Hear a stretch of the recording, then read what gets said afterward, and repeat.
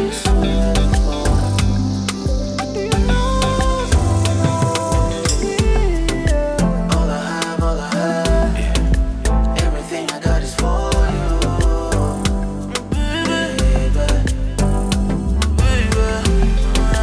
All I have, everything I got is for you, baby, baby. Well, it feels like nobody came to my rescue. All that's left of me is strange body language. Kissing you and touching you, maybe loving you. And this is all I wanna do. All she needed was a kiss, and I never felt this way before. Do you know what's going on with me? All she needed was a kiss.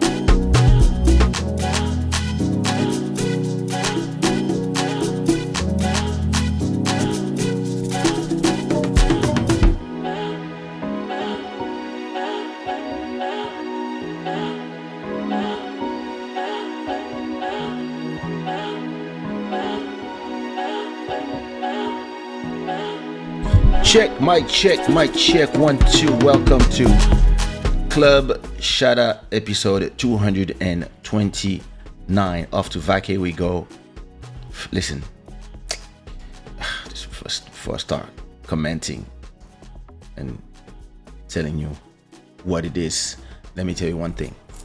This show is brought to you by Shada, where the gods of good fortune. Welcome to the Shada gang, to Grand Maître Voyant. Grand Maître Voyant Adéouri. Adrien Nicolo, Jungle Inc., Derek Dave, Jean Felicio, Abiola, etc., etc. Welcome home. It is midnight and 27 in Lisbon, Portugal. Listen. Multi-streaming is cool. It's cool. Multi-streaming is the possibility to be live on YouTube and Facebook and your Facebook page or profile, plus a Facebook group, plus Twitch, plus whatever. As long as you have enough internet to go up. Well, I've got fiber optics here, so I'm good. But it is a pain in the ass when it comes to the... You see, for example, when you are live on YouTube, even if you go, for example, this live I was supposed to start an hour ago, but actually I realized that it's impossible with all the things that I have to do. But so I put the live at 11:30 Portugal time, so an hour ago, and then I also put it on Facebook and my Facebook page, my Facebook profile, plus Twitch. And when I finally arrive home at midnight and 5. Listen, sorry about the noise outside. I'm actually the AC just stopped working, and so I have to open the window to not be too hot with all the lights. So I was saying, oh, did I tell you that this shirt is Shada wear? No, just in case you don't know. I was saying, I end up arriving here at midnight and 5, and I'm like, okay, let me just go live half an hour later, no problem. When I click, it tells me that Facebook doesn't want me to go live because I waited too long to go live. On YouTube, even if you're late, when you click go live, it gets to the stream that you specify and it goes live. It sends the image to YouTube. When it comes to stupid Facebook, yeah, they start. And you know, another thing, whenever I understand, like, you have to be patient when you are building crowds, right? Even if I decide to build this show on YouTube, every time now I go on Facebook as well, there's a few people on Facebook, but I realize something is every time on Facebook, when people receive the notification on Facebook, so during the intro, when I play the first 2 songs, there's a lot of people, like there's around like 30 people, 40, 50 people, and then it drops. The rest of the show, it's like between 4 and 5 people, and then it just stays at 2 people. So it doesn't mean that I'm not gonna do more multi-streams, but again, I prefer building here on Facebook. I will revisit from time to time because I have the possibility, and it's good to have the show everywhere. Another thing that I don't like about Facebook is that there's one of my lives where Facebook just removed the sound of the whole live because of the music that's in the back, telling me that I'm using music that doesn't belong to me. It belongs to Kaysha. So yeah, interesting, but YouTube is where it's at. Facebook is good to tell people to come join us. Maybe I will do something, just from time to time, I'll go live on Facebook as well, just to tell people to join us here on YouTube. But as always, this is where it's going to be. It's going to be on the UU. Everybody, tell me the flag of where you are watching from and what time it is. Tonight is I wanted to do a long show, but I'm gonna do a short show because obviously, as you've seen from the title of the show, off the vacay we go. Oh, I wanted to show you something before I go to the next thing. I know I told you before, but as you've seen, I've changed the place of the logo. Now the logo is here. I mean, it's still here, but it's not part of the rest of the image. So then it can be modular for me, because now let's see, I have a sponsor. I don't have to recreate the whole image. I can just change this part here, and I can just keep them. So when I have different sponsors, even if I want to sponsor the show from my different brands, like not only Shada Wear, but I can sponsor the next show with from Sushiraw, for example. I can do all that easily by the way I'm doing it. So I'm this. I mean, instead of having one big layer, I have 3 different layers. So it's a little more. It's not more complicated. It's just more parts, but it's easier to change the parts without changing everything else. That's the thing. And there's a lot of interesting things that I'm going to do soon, and I'm going to try them actually with Shada Wear. I'm going to do another screen where, for example, when it's Shada Wear, I want to show the different t-shirts. I'm going to put them here in color, or you'll see when I start. I want to acknowledge our stream royalty, Sirène Désir, with $35. Thank you so much for supporting the show. By yourself, because people are watching you put money every week, and they're not even putting $1. I see you. Selfish. But listen, you can also support the show by buying something at Shadaware. You can support the show by bless up, Dimitri. I get your message. You can support the show by also buying some stuff on Shadaware. You can support the show by just streaming the music on Spotify, whatever it is as you wish. And also by being here and putting a like. If you put a like, you are helping the show, Put a like on YouTube so that the algorithms know that you like this show, and this show is finding people that look like you, and is giving them the show. Thanks to all our sponsors also as well.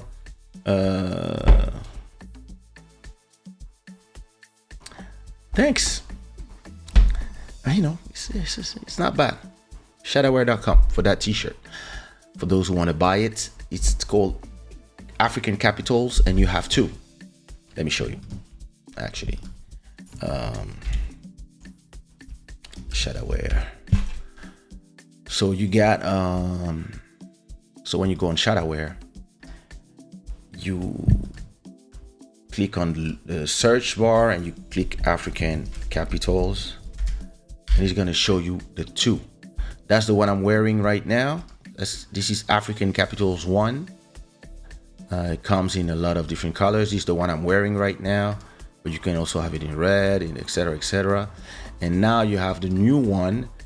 So the first one had Douala, Kinshasa, Luanda, Dakar, Lagos. The second one has Accra, Bamako, Bangui, Cape Town, and Praia. And of course, as people will ask me, I want one, but with my own capital, I'll do new ones, adding them 5 by 5 until I reach all 56 countries. But so we'll have like more of them. So if your city is not represented, you just need to let me know. Like I'm gonna include your capital, MJ, in the next one. But yeah, it's a cool idea I had. I think I had the idea because I was watching somebody that was wearing the usual London, New York, Paris, whatever. I was like, hey, let's go. let me represent us. Let me put the link in the description for those who are watching. All right, thank you for your likes. And again, tonight you have a link if you want to join, if you want to talk during the show. you can easily click there on the live call and go in the guest. So let me see who's here first. I still have a lot of things to do before I leave.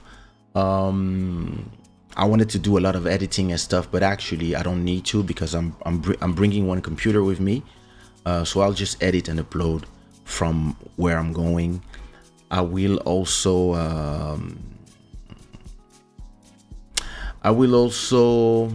how do I call it?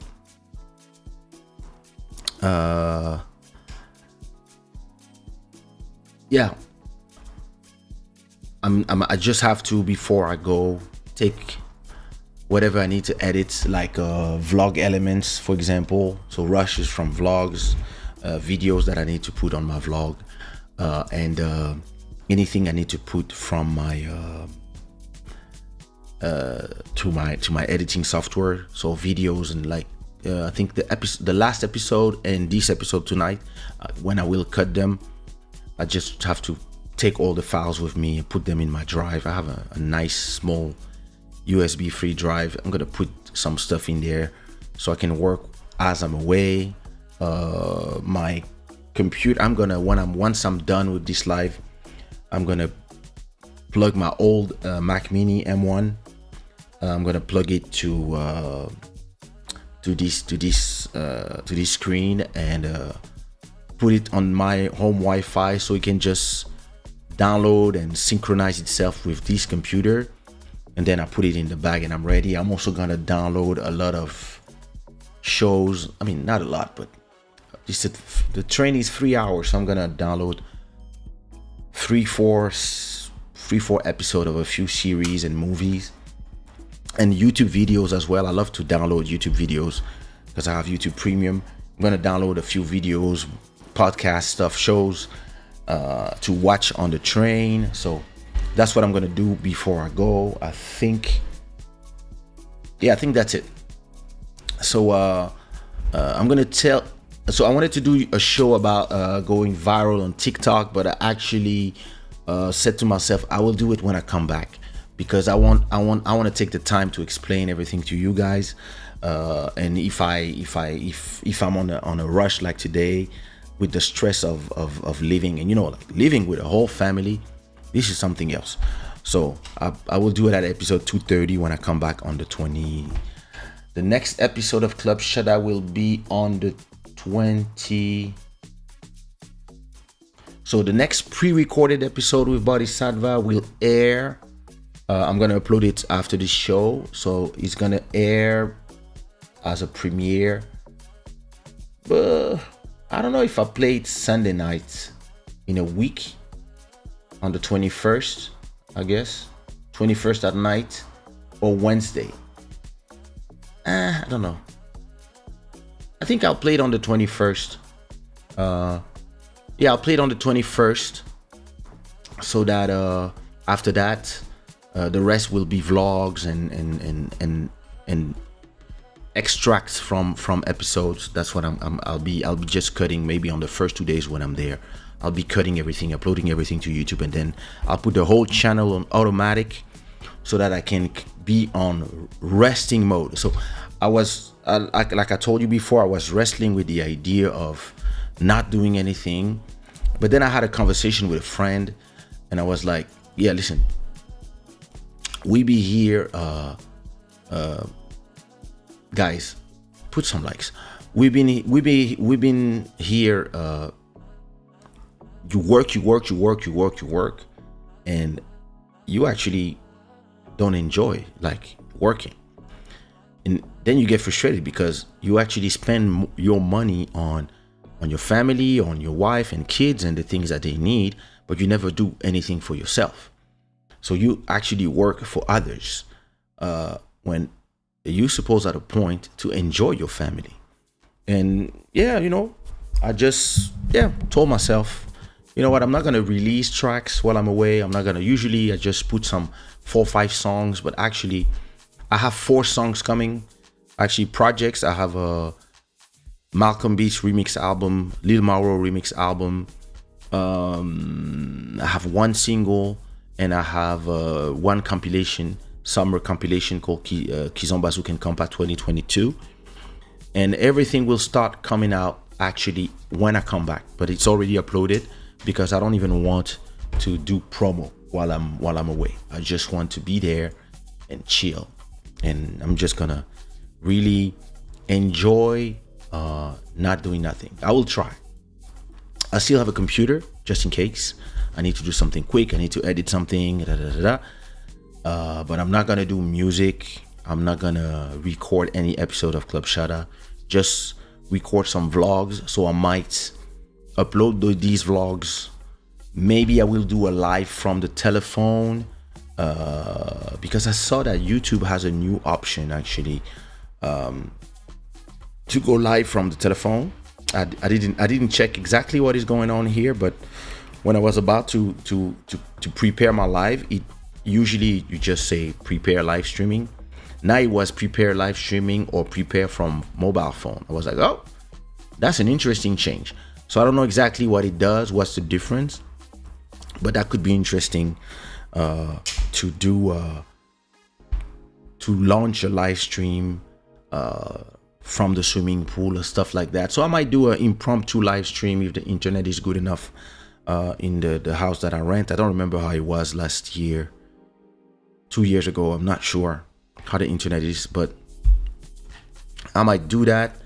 But for the rest, I'm just gonna be there chilling with my kids and wife and her family, and enjoy. So interesting fact, last time that I was live on YouTube and Facebook, on my 2 Facebook pages and Twitch, I had less people. I had half the people on YouTube, and now that I'm only live on YouTube, I got twice the people. That's interesting. Anyway, put your flags of where you are and what time it is right now. As you can see, it is midnight and 44 out here in Lisbon, Portugal.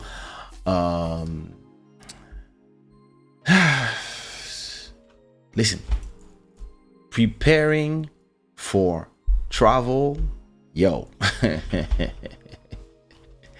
It is something. Hello Joel, how are you? I hope you're good.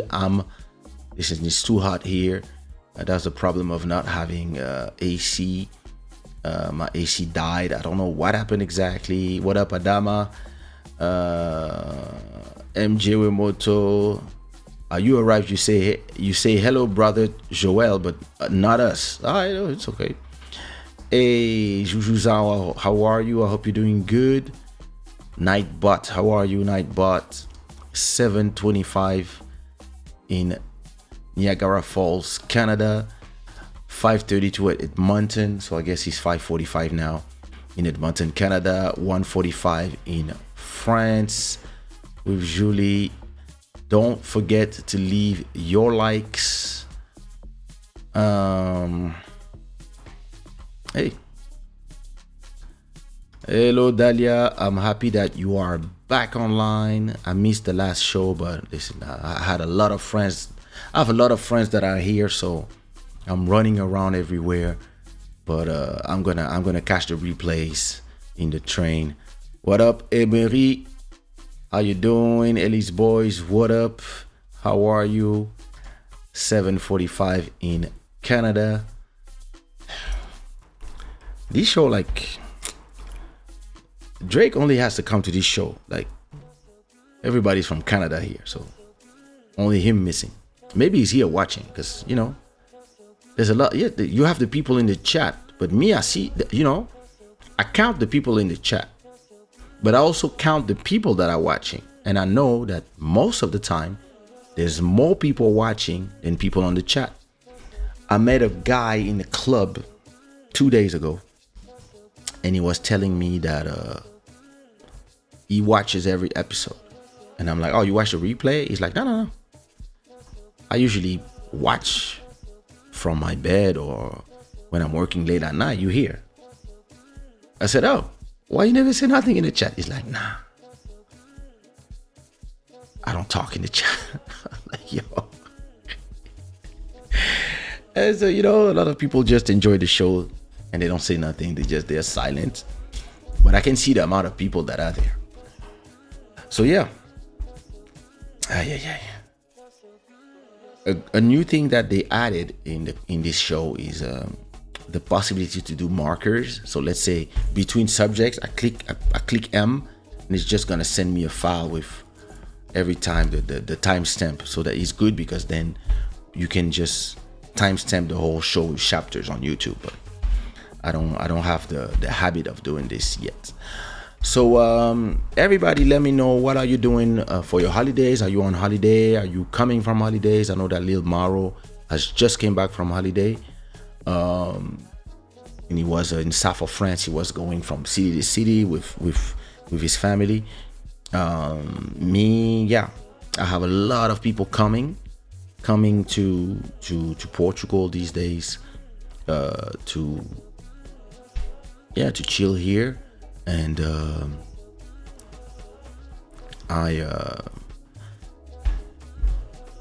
like I told everybody, hey, I'm gonna enjoy my holidays, my vacay with my family, and everybody else. You enjoy Lisbon without me. So tomorrow morning, oh damn. See, that's how you spill stuff on your computers. This will not happen again because my computers are not on the table anymore.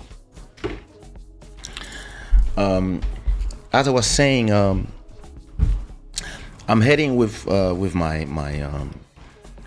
the organization of traveling solo. So I used to travel solo all the time. But traveling with kids and wife is so different. It's so stressful. You got first you have to make sure that the suitcases are done the day before. So I told everybody today at midnight, so an hour ago, I told everybody I want this house to be clean and everybody's suitcase to be done. The only thing that is not in your suitcases is your toothbrush that you're going to use in the morning. After that, I want everything to be done so that tomorrow morning, and I told everybody, listen, take your showers at night if you have to, and you will take another shower when we arrive. Or you wake up super early. I don't want to have last minute stress, but you're gonna have last minute stress. And listen, we live 5 minutes from the train station. We like in a location. We like in the best location in Lisbon. We have everything around us: hospital, restaurants, concert venues, parks, water. Everything is there. And the train station to go. We get in a Uber. We're there in 5 minutes. So my train is at 8:25 in the morning. So in 8 hours from now, almost 7 hours from now. And I know my wife will invent something. I know. Or one of my kids will invent something because everybody's gonna be tired, etc., etc. We'll see. I'm trying to relieve ourselves from the much stress as possible. When we traveled to Congo with my wife and my daughter, we actually miss our plane because of that type of last minute stuff. Last minute, we had to buy some milk. We had to go to the pharmacy, get this, get that. We realized that we didn't prepare the park for her. We didn't realize that we thought that the suitcase was ready, but actually it was only ready at 90%. The last 10% took I don't know how long. Then to get the right car with all our suitcases, It took us actually half an hour to get to the car, and then so from my house to the airport is just straight 7 minutes exactly to arrive to the airport. And for some reason there was a traffic jam and it 45 minutes, so we missed the plane from Lisbon to Istanbul. And so just because of that, the plane from Istanbul to Kinshasa got canceled. And listen, and I had a show. So lucky for us, the show was 4 days after that. So they could reschedule the whole thing and put us in a plane 2 days after. And listen, I was like, damn, because it was work as well. I was like, was ashamed a little bit because that's not professional. And good thing it was a cousin of mine that was doing the show. So and we still had the time to go there because I would have to reimburse the $10,000 that I was paid to go perform there. So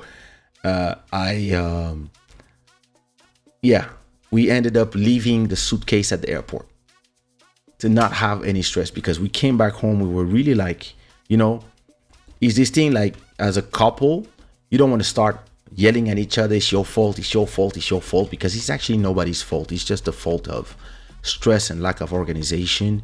And it was our first time traveling with a baby. She was 6 months old at that time. Now she's 5. We know how to do it.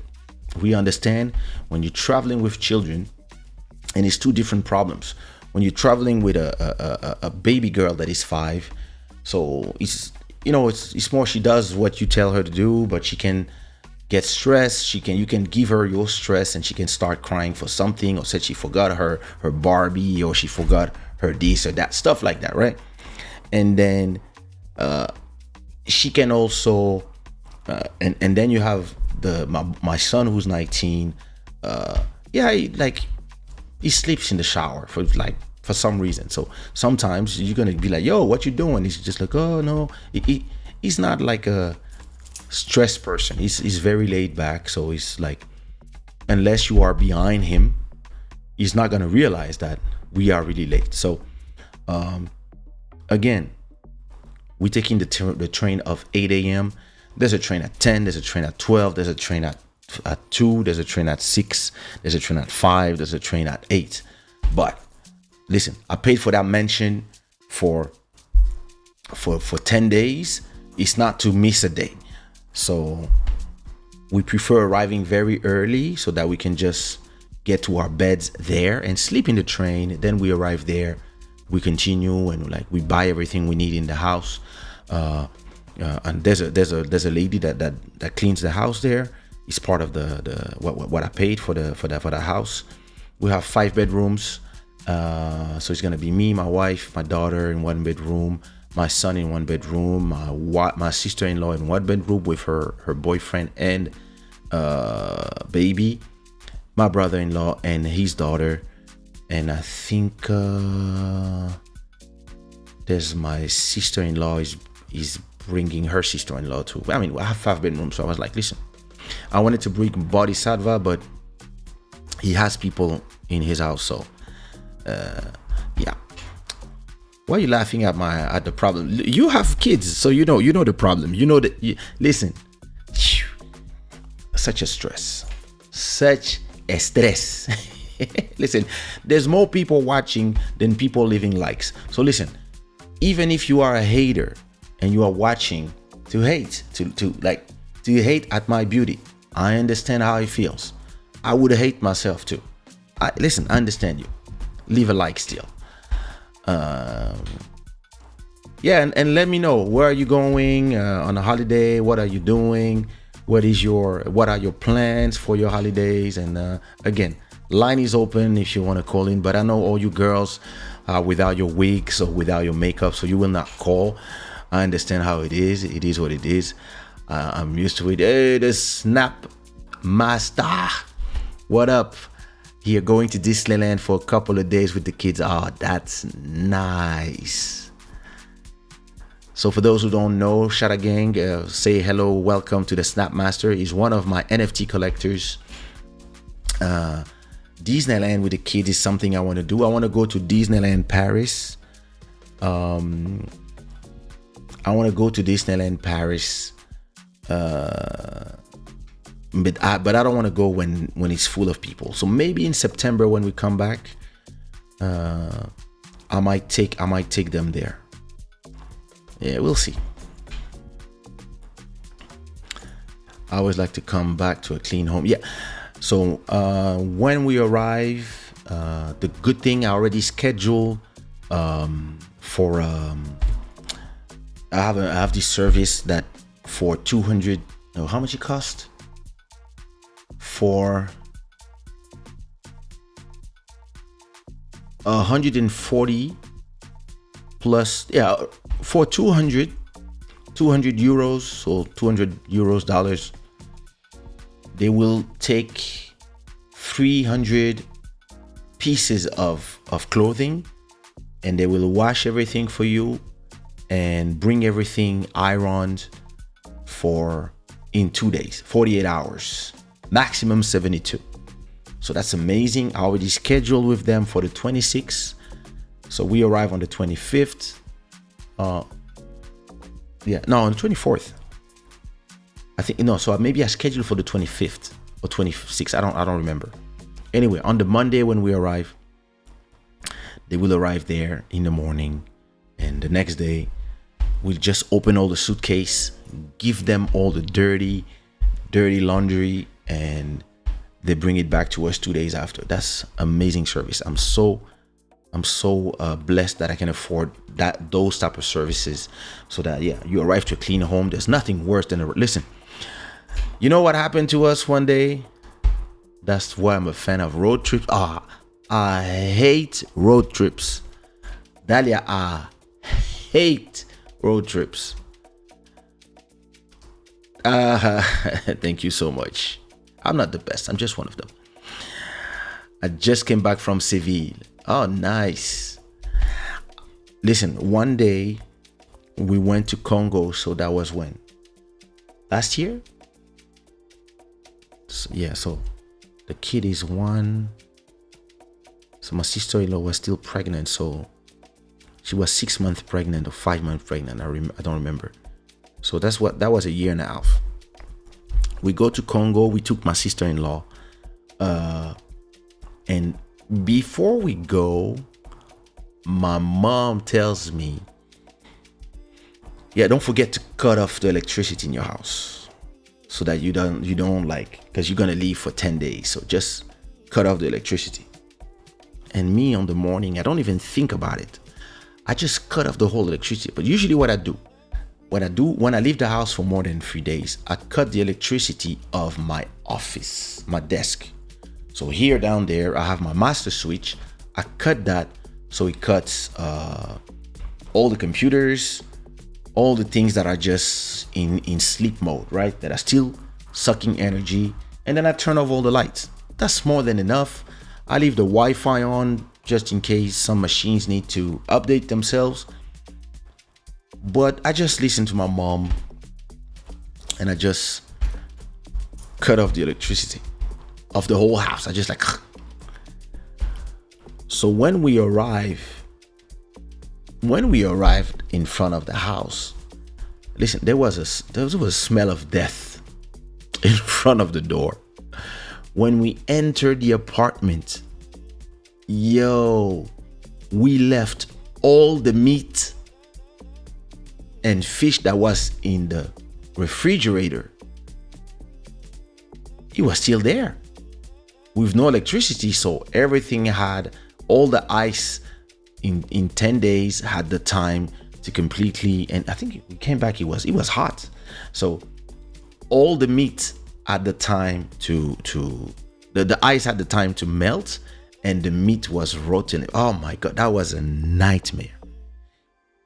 The smell took 2 weeks to be out of the house. It was a nightmare. We opened everything. Oh, it was still smelling. It was horrible. Then we had to remove, like, my wife and her sister.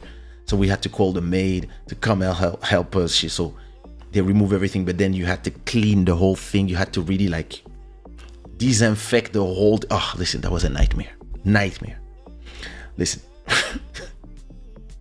Never again. And my wife is like, why did you cut the electricity? And I'm like, because my mother told me. And she was like, but you had to tell me first, so I remove everything from the fridge. Yo, listen, never again. I never cut the master switch again. I put everything on vacay mode. The fridge continued to live its life.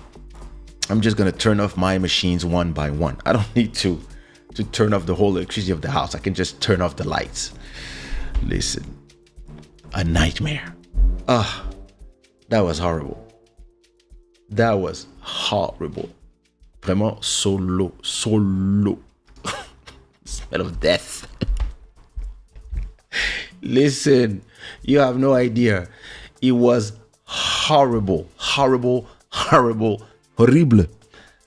Yo, oh my God. Same thing happened to me. I was renting a home and the tenant moved out, and it took me a month to get to house, and the refrigerator was packed with meats. Power turned off when they left. Oh my God. So it was a month of rotten meat. Oh. Yeah, exactly. You can never forget that smell. Listen, it's just, I mean, I guess people who have been to war know that smell too, but yo, listen, it's a nightmare. Like that smell, yo. I remember like my wife entered first in the house and she was like, oh, and I was like, what's going on? Oh. Well, lessons. That's lessons you learn from turning off the fucking electricity in your house. Actually, this morning before leaving, after the show, actually, I will now wait before leaving. So we just did a last wash. How you call this? We did a last dishwasher. So I'm gonna take everything out of the dishwasher, put in place. I'm gonna take everything that's in the refrigerator, the fridge, and that is not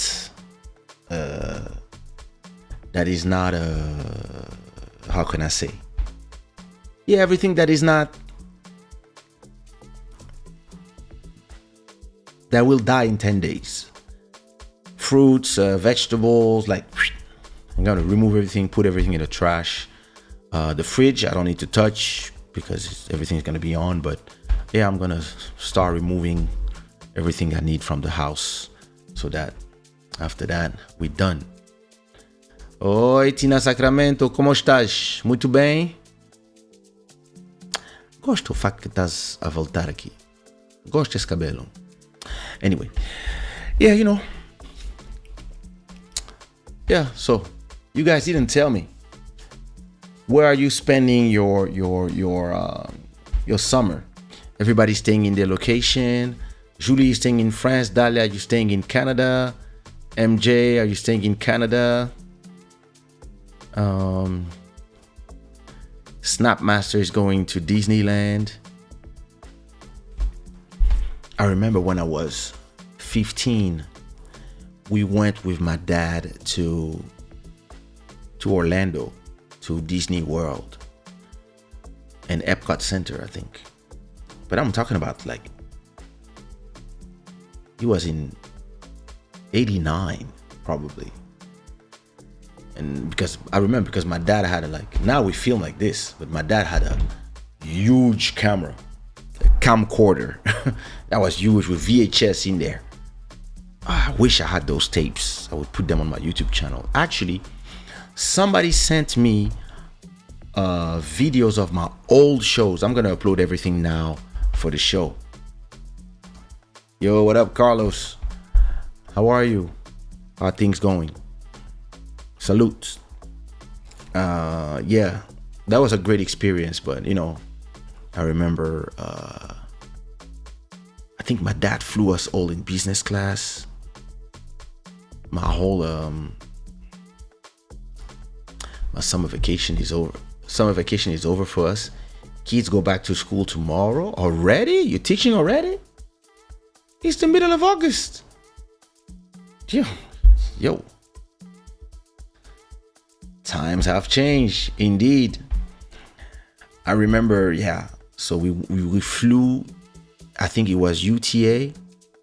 We flew from Congo to Paris, and then from Paris to LA, I think, or New York first. I remember we were at the Waldorf Astoria in New York. And something I remember is that we never, I don't remember touching the ground. I was always going from a hotel directly to a car, and I never walked on the ground. Of course, I walked inside of Disneyland, but I remember in Disneyland, like it was like it was a lot of us, because we had like me, we got my mom, my dad, me, my sister, my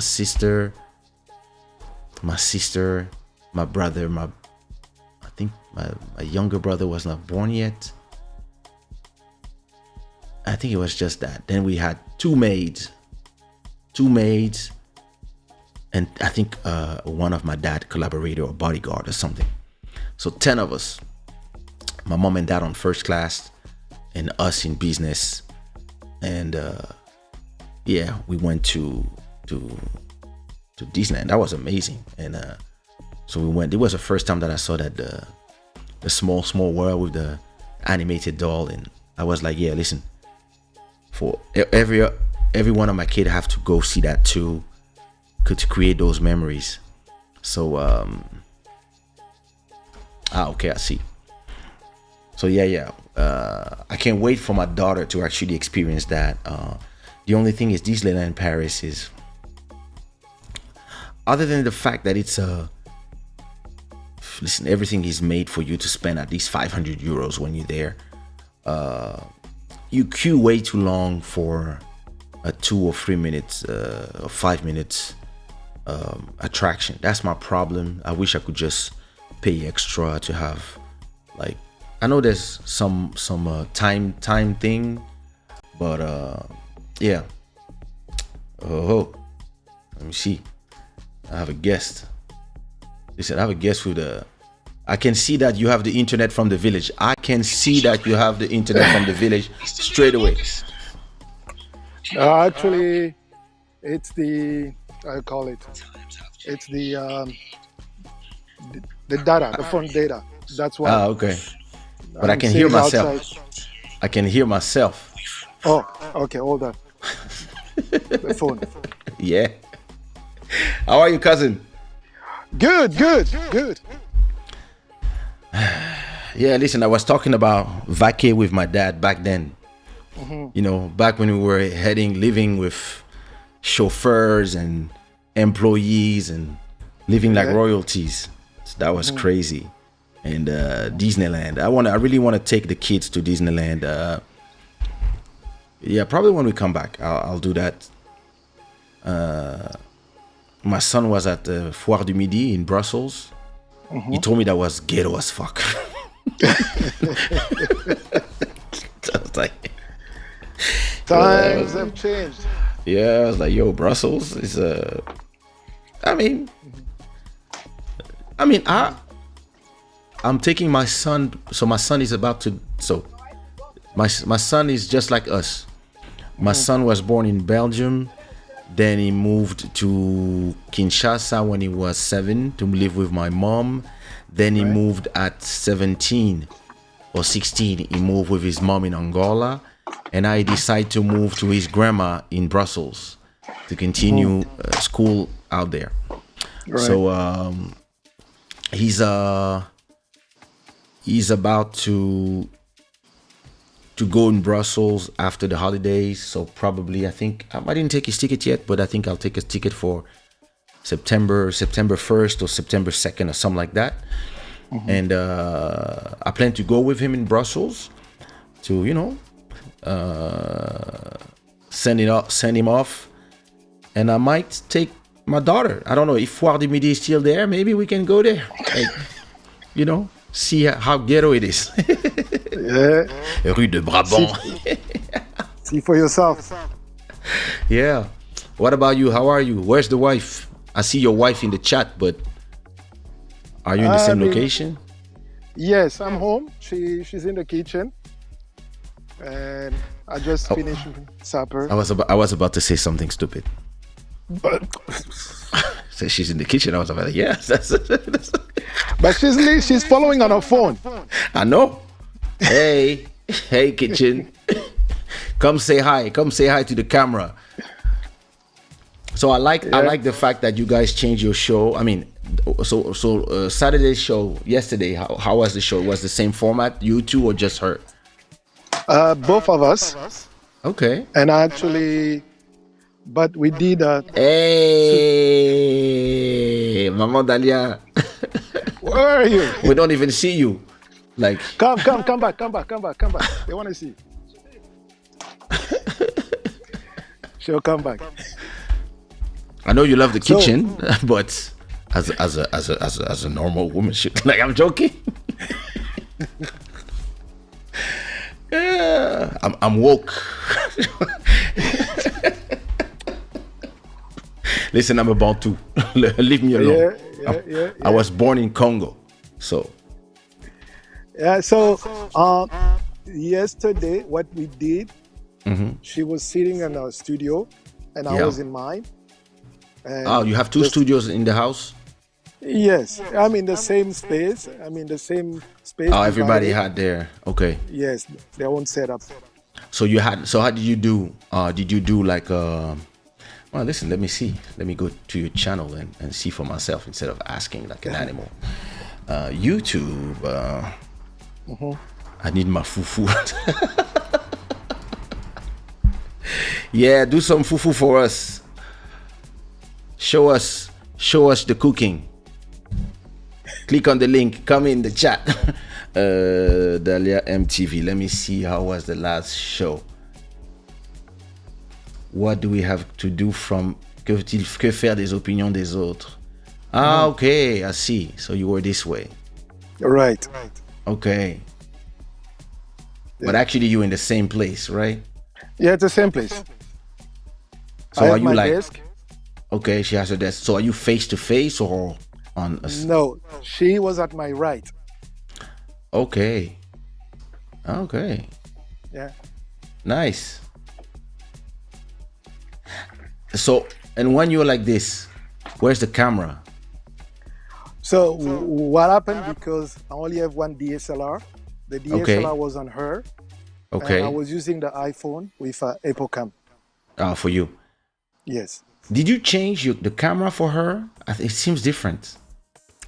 I mean, she told me last minute, just 5 minutes to 12. She said, "Okay, we have to do it differently. I'll be in my studio, and you will be on your side. So no much time to fix the camera, and it was a little bit chaos. But what do you do when the queen says she wanted this way? What do you do? Yeah, listen. When the queen says she wanted this way, the queen wants everybody. I put the link to everybody who speak French. You can see the show. Yeah, listen. Yeah, I mean, it looks like. So you don't have problem with sound when you both have microphones, so the sound doesn't echo or stuff. No, because I mean, both of Now your us were running. your sound is crackling. It's these headphones probably, Oh, okay. because I moved the DSLR yesterday. I didn't bring it back to my studio, so it's still on the side. So I figured that by the time I go down, bring it back, make sure it's well positioned, then I won't have much time. Yeah. So you have a garden. You have a. So this is what my space looks like. Okay. This is my neighbor. Wait. It's All this is your neighbor. yeah, it's actually we live in some kind of rural space, so they plant stuff, and right now Oh. they're putting the ground for What? Like just to protect the soil. So wait, your neighbor is a farmer and they have this whole Yes. land. Yes, about 2 kilometers long and about Yeah, three the other way. Yeah.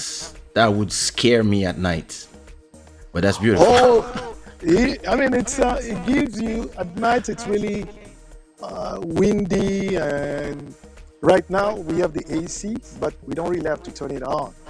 What is that green thing in the back? Um, how do you call it for the kids to play? Oh, that's your garden still?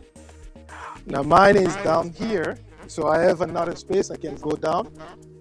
I can go down and show you. Okay. Yeah, I'm going down, and I have this space where we can sit and read Nice. and do stuff. Okay, Your internet is I have a getting worse by the patio. minute. Oh, sorry. Oh, That's trampoline. what the kids play. Trampoline. Exactly. Nice. Yeah. Nice. Yeah.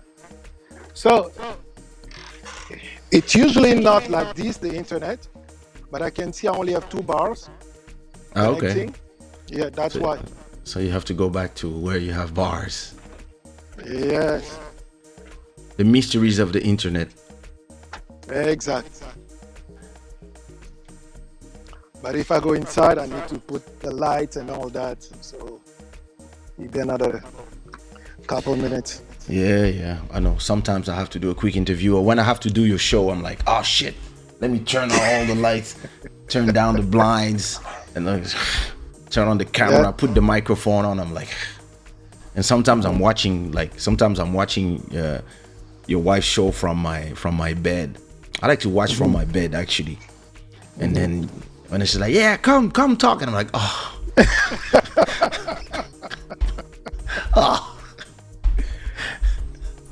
You know, that's exactly what happened when you put the link and say, "Oh, anybody can join." I'm like, "Okay, I'm gonna join." And then I say, "Okay, you know, when you join Kaysha, it never run out." well, I have a train in 7 hours and a whole family, so I'm not gonna stay live forever. Right. But yeah, Right. so what was your worst experience? But listen, your microphone is doing Okay, let me try and unplug it. yeah. Okay, how is it now? Same thing. Then it's probably the internet. Now Yeah, I so have two just bars. I just call back. Just Okay. Okay. come in and back. Yeah. So what about you guys? Yeah. So everybody's coming back from holiday on holiday. I have a interesting. Listen, Lisbon is the center of the attention right now. I got so many people from Paris, from the US, from everywhere coming to Lisbon. The city is full of people, full of tourists. Prices are going up. Prices of rent are going up. Not gonna complain. I'm happy for the country, but yeah, I mean, more and more it's becoming more and more expensive for regular Lisboets to live here, and like it's kind of now, for example, in my neighborhood, only rich people from Lisbon can live here. Everybody else, they have to live outside of Lisbon. So that's the problem of when your city is hot, the economy becomes hot. Everybody wants to live here. Everybody's like, all these Spanish companies, Portuguese companies, French companies, they're building luxury. So they're making the city become more expensive than before. And in the summer, it becomes like so full of people. Like this is really like the number one destination right now. But I mean, I'm not gonna complain. Yeah, listen, it is what it is. This is offer and demand. This is economy, so it is what it is. It happens. So what am I gonna do as I'm so it's very interesting. Like, you know, I'm a workaholic, everybody knows that, and I've been really in this thing where I'm not saying I've been struggling, but I just decided to slow down my whole. I mean, my brain doesn't slow down. It just, I want to do millions of things all the time. But I really decided to chill, and it's okay if I don't upload a video every night, every day on YouTube. It's okay if I don't,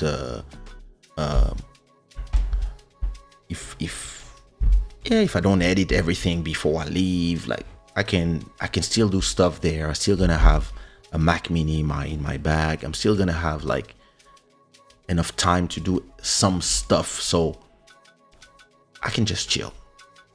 And in the same vein, like when it comes to my NFTs, so I want to airdrop another set of 2,500 NFTs to my holders.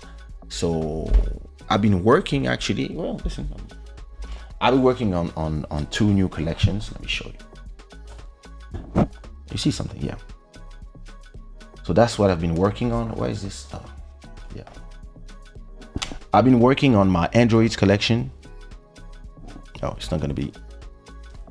Well, anyway, I've been working on the traits for my Androids, and I think it's gonna be. I think it's gonna be nice. Let me see. I didn't put a background here. So I'm working on, you know, all my traits, facial hair or not, jacket, different types of mouths, shirt or no shirt. I'm working on turtleneck. I'm working on the different facial paint. So this one is crazy. Demon time. Different skin colors, etc. And I'm gonna make it 10,000 collection. So you don't see it really, like, you don't see it the way you should see it. Yeah. So it's gonna be again another 10,000 collection that I'm gonna release. Let me go back to YouTube.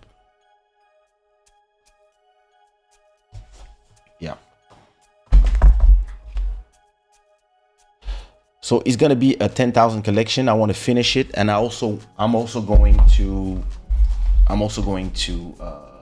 work on new traits for the sleeves. So new skin colors, new accessories, new stuff. So this is the whole way I see the way I'm gonna do it.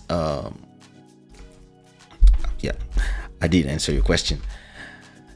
So what I'm gonna do is so I have another collection that I'm working on. So let me show you that one too.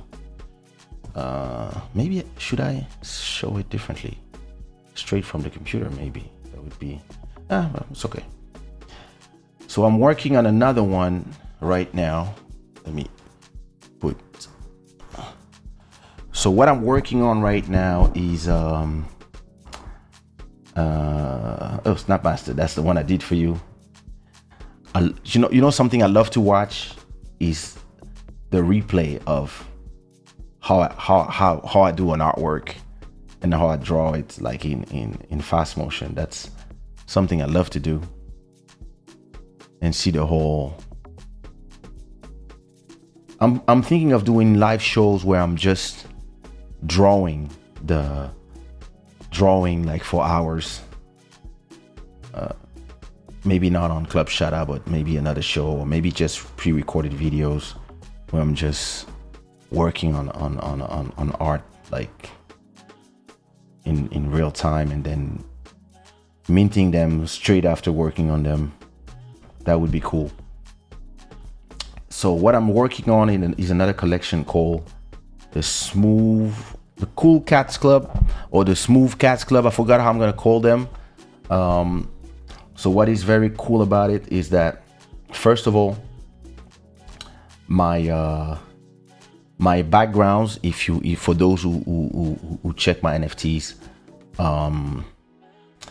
my backgrounds are never the same, because what I do is I actually so let me see if I can do it. Okay, what I do usually, when I create my backgrounds, I save all the layers one by one to create the layers, right? So all my chaos. But then I'm gonna create a bunch of them, and then I'm gonna randomize the 7 layers that create the layers as well. So those are not count as traits, but none of my NFTs have the same background. They all have so many different combinations just in the background. Then I put the skin, and then I put the shadows of the skin, and then I put the mouth, the face, the eyes, and etc. etc. So I'm thinking for this collection of doing again another 10,000 collection. Actually, those 2 collections are done. My question that I'm asking myself now is which ones am I airdropping, right? Oops, what am I doing here? Yeah, the question I'm asking myself now is the ones I'm gonna airdrop and the ones I'm gonna sell. Because of course I sell the one-on-ones as the curated airdrop, but the next one is probably in September. I have to check with CDC. And I'm gonna finish the sleeves collection. So I have another 2 drops, one at the end of this month, or beginning of September, as fast as CDC can go once I send them or everything. So I just need to generate another 2,500 tokens. I just need to, I will change the skin colors. I will change the different accessory, glasses, etc. Maybe the eyes colors, and maybe facial expressions. Just to, do some new stuff. Also change the backgrounds. And that's gonna be airdrop number 3 of the sleeves. It will take us to 5,000 sleeves, and then I will do the last airdrop of the sleeves will be the 10,000. Once this collection has 10,000, the next airdrop will be 10,000 straight. So everybody who holds 1 will get 1. Everybody who holds 20 will have 20. Everybody that have X will have X. And then after that, I will do airdrops maybe every 2 months or maybe every whatever of straight 10,000 to my holders. And I will see how I do it, because at a point, once you have, because it can get exponential. As long as you have like 400 or 500 holders of your work that receive 10,000 artworks, that's a lot. But let's say everybody sell their stuff and now you have like 15,000 artworks. How do you airdrop 10,000? Do you airdrop to some people, not to some? Maybe you have to airdrop only to those who have a certain collection. So I'll see how I do that as I get there. But my goal is to have 4, 5, 6, 7 collections of 10,000. And that's when in terms of business, the royalties will be interesting as you create a marketplace just of your own artworks, and you just get royalties from 50,000 artworks. Even if it's people sell them at small prices, you still make a certain amount of money. Once you have an interesting community of real holders, people, legendary collectors like you, Snapmasters, like 7 Way Street, like those who really NFT collector from Sweden. Like once you have enough people who are really putting the investing their money in your work and reaping the benefits by receiving free artwork, free NFTs, that's when I'm thinking I'm gonna do a 10,000 airdrop. No, not an airdrop, a drop, like with a full collection of. And I'm also waiting for the market to be better. I'm seeing some sold out, so I'm waiting to see what's gonna happen Monday on. Tomorrow with tomorrow's drop. I'm gonna see what happens if they sell out the 10,000, depending on the price they're gonna do. Cashew, I think it's cashew something. because yeah, we just went through a moment where, like, I remember when everything was at 250. Everything was like, my first drop, every piece was at 400, and we sold like 150 or 170 pieces in 48 minutes. The second one was the first day of the crypto winter. Like, everything went down. I still sold out, but it took 23 hours, and we had to slash the prices in two. So every piece was at 250, I believe. So now I'm thinking, what is the best price if you want to do a 10,000 collection? And if you want to do a 10,000 collection, when you tell people, listen, you get 10,000, but if you buy one now, you're going to be airdropped the other next two collections of 10,000 or next three collections of 10,000. Airdrop. And that's going to be that's my utility. I'm an artist. I'm not listen, I don't know how to stake stuff. I don't know how to, all that technical stuff. I'm not into that. All I know, I know how to draw. I know how to make music. I know how to maybe offer shows. Maybe I can do a lot of interesting things. But what I'm also interested is once you create your community and you do a thing where you airdrop, like when you do a drop, how much would people invest and what are the people interested in? Because it's something interesting that I see in the CDC community is there's a lot of negativity. There's a lot of also people entitled that think that you owe them something when they buy your art. Yeah, you owe them gratitude, and you owe them what you promised them. Some artists, what's the utility? Bro, the utility is it's a good art, enjoy it. And some others will tell you, hey, you're gonna have this, that, DAO, etc., etc. And some of us just want to give you, like, no, I don't think that every collection have to provide the same stuff. This is something I see in the NFT part. So many collections, so much people trying to make it by selling art, promising you, hey, you're gonna be part of this club, you will have this, that. People talk about staking, this, that. Listen, me, if you give me simple solution, if CDC give me simple solution to do the things I want, I will tell them, yeah, let's do it. Cool. They give me a simple solution so that I can airdrop everybody. That's what I'm using. I just send them everything. I don't have to put my hands in the code. I'm not interested in that. I used to code when I was like 8 years old, 15 years old, 20 years old. I'm not interested in that anymore. I just want to do my art. So, but there's so many things I can do.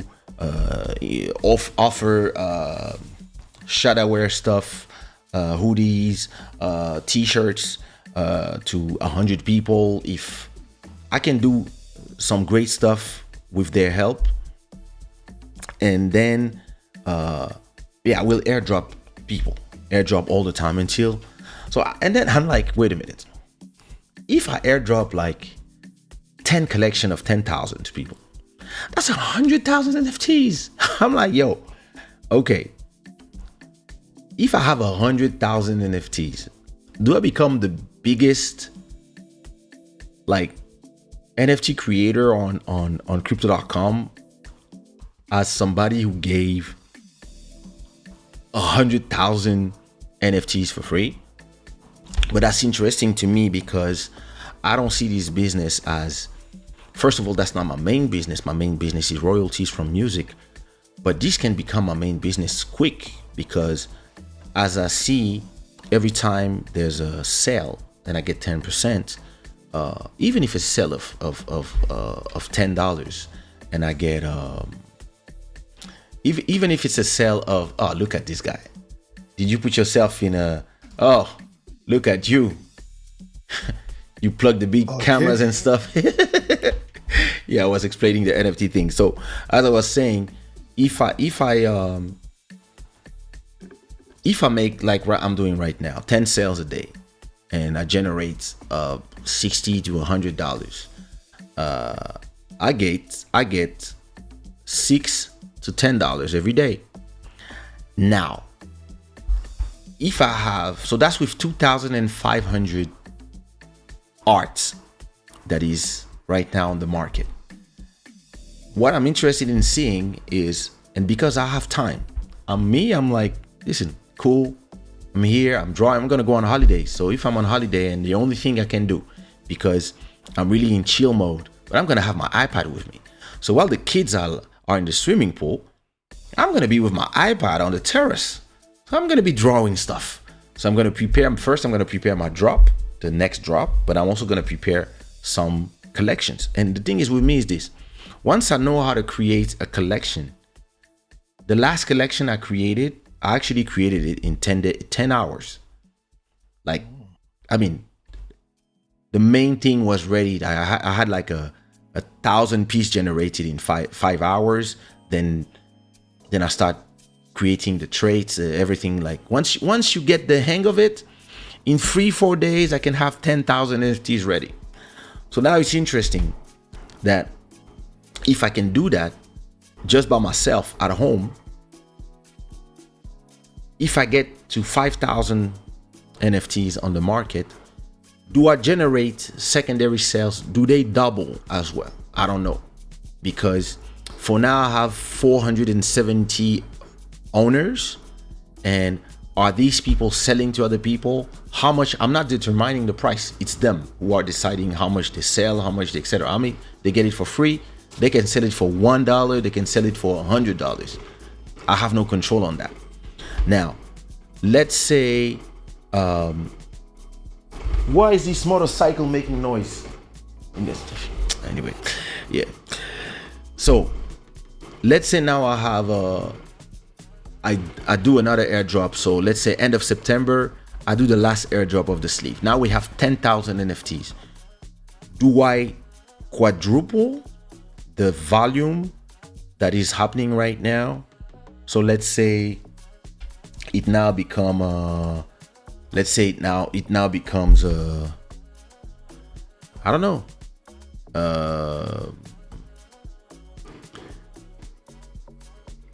I have 10,000. Let's say I generate 500 of daily volume a day. That's $50 every day for me. Now, $50 every day, that's 500 a week, that's 2,000 a month. That's 2 rents.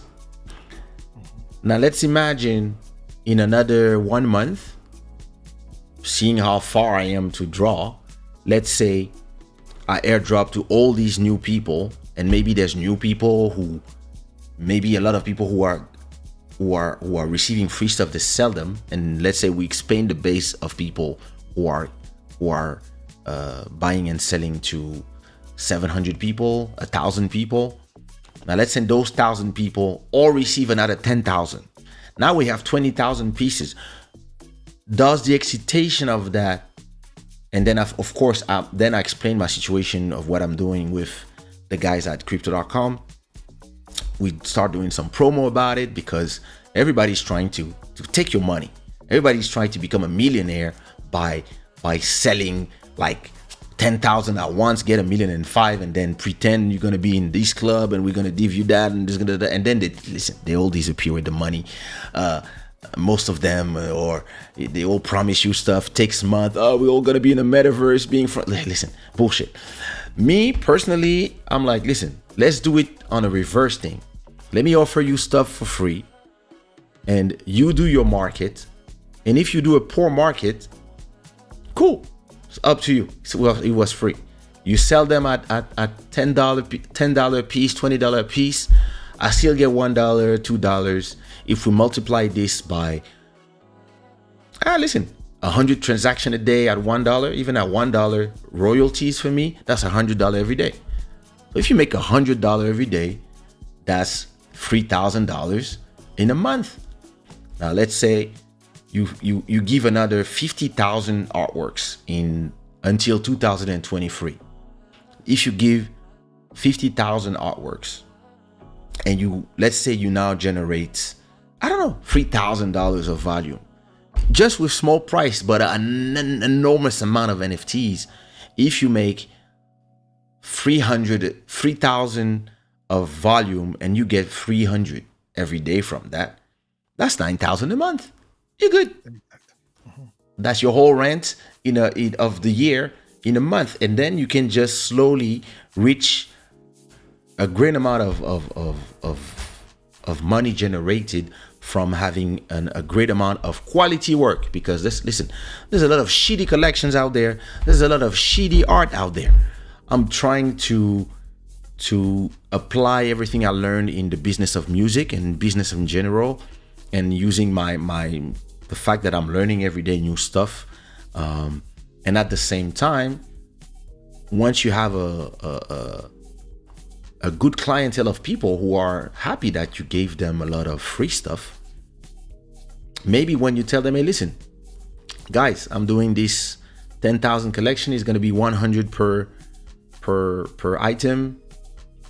Yeah, you know, you want to support and you're going to still continue getting free stuff.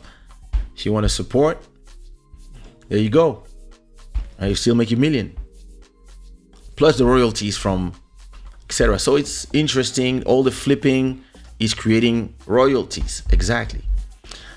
That's welcome to my business mind. That's how I was looking at this game. I was like, yo, listen, like the good time to make millions on that time was a year and a half ago. If I had known how to make a 10,000 collection as I can do them now, yeah, I would have just dropped them on OpenSea while everybody was crazy about NFTs. Now in a saturated market that is also a down market, but saturated with everybody trying to do the same thing, you have to always think and do differently. And that's the way I do it. It's exactly what I did in music and how I got successful in music. So I'm just applying all these things, and listen, I don't have to stay in crypto.com as well. I can start branching out to other platforms too. I know that sign up for the Minted Network. Yeah. I checked it out already. I think they're fairly new, so I'm trying to find the right balance in between working with crypto.com, and I have a great relationship with them, but maybe finding another one or two platforms, but platforms with a big following already, like OpenSea, maybe Coinbase, Nifty's, and creating airdrops and collections for them as well. Not spreading myself too thin, of course, because at a point, even workaholics have batteries that expire. Sometimes the batteries are like, but if I can find a way to create, like, I'm not a guy who I like to create my own community. I don't like to be tied to the community of one platform.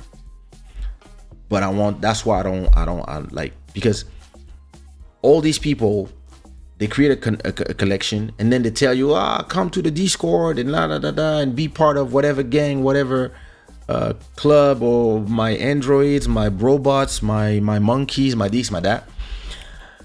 But wait, you have to be in how many Discord, like how many communities, like at a point. That's why I'm like, no, come to my community. My community is not just about the NFTs. It's also about music. It's also about talking about life. It's a YouTube channel. It's a whole universe of different things. And listen, you can find a way at a point when they give you the tool to offer music for free, to offer listen, I can offer, for example, a code to go on my store and buy one item for free. You just pay the shipping, for example, and you get a hoodie for free.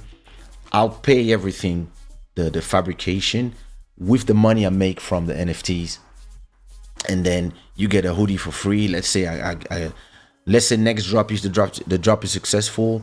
I offer like 100 hoodies or 100 t-shirts. You can do some very interesting stuff, because it costs me how much to create a t-shirt like that. It costs me creating plus shipping is gonna cost like $15 to $20. So if you offer 100, it's gonna cost you $2,000. But if you make $20,000 from a drop, and you offer $2,000 worth of t-shirts and stuff to the holders, you now have people who value the fact that they buy stuff from you because they also get stuff for free that they can wear, they can listen to music, they can come get some great time, and we can even do some NFT conversation here. Like, there's so many things that you can do. So yeah, the NFT space is just getting started and it's super interesting. I also invest a lot of the money I make in crypto. So hey, listen, that is fun, and also that is very interesting. It's exciting. It's exciting too. Yeah. So what is the new camera? Oh, it's Canon MK50. The M50. Okay. M50 Mark II. Cool. Yeah, I see the difference. Did you start eating well? I think you got thinner. Oh yes. I cut You like me? You yo-yo. You cut the carbs. You cut the sugar. all the yes, sugar. Since February, I stopped with any juice, any Well, only water. Coke, just water. Wow, nice. Was it hard? I can feel the energy. It's better. It's different. I just got used to not. Candies from time to time, but I got used to not really too much sugar. From juice from time to time, but a cocktail and stuff. But yeah, at home it's water. And I do my 50-kilometer walk like every month. The next thing that need to start. Yeah, just in the neighborhood is amazing because we have like in my neighborhood we have. Let me see if I have photos of the neighborhood. Yeah. Oops. Let me see. I'm looking for good photos of the neighborhood. I can go on Google Maps. Wait, Google Maps. So, on my neighborhood, okay, this is where I am. So you see, on my neighborhood, I live here, around here, and so my gym is here, but from where I live, okay, from where's there you go. Boom. So let me walk in front. So me, I live, can I go more in front? Okay. I live there in front, right? And, okay. I can walk. Okay. So from my house,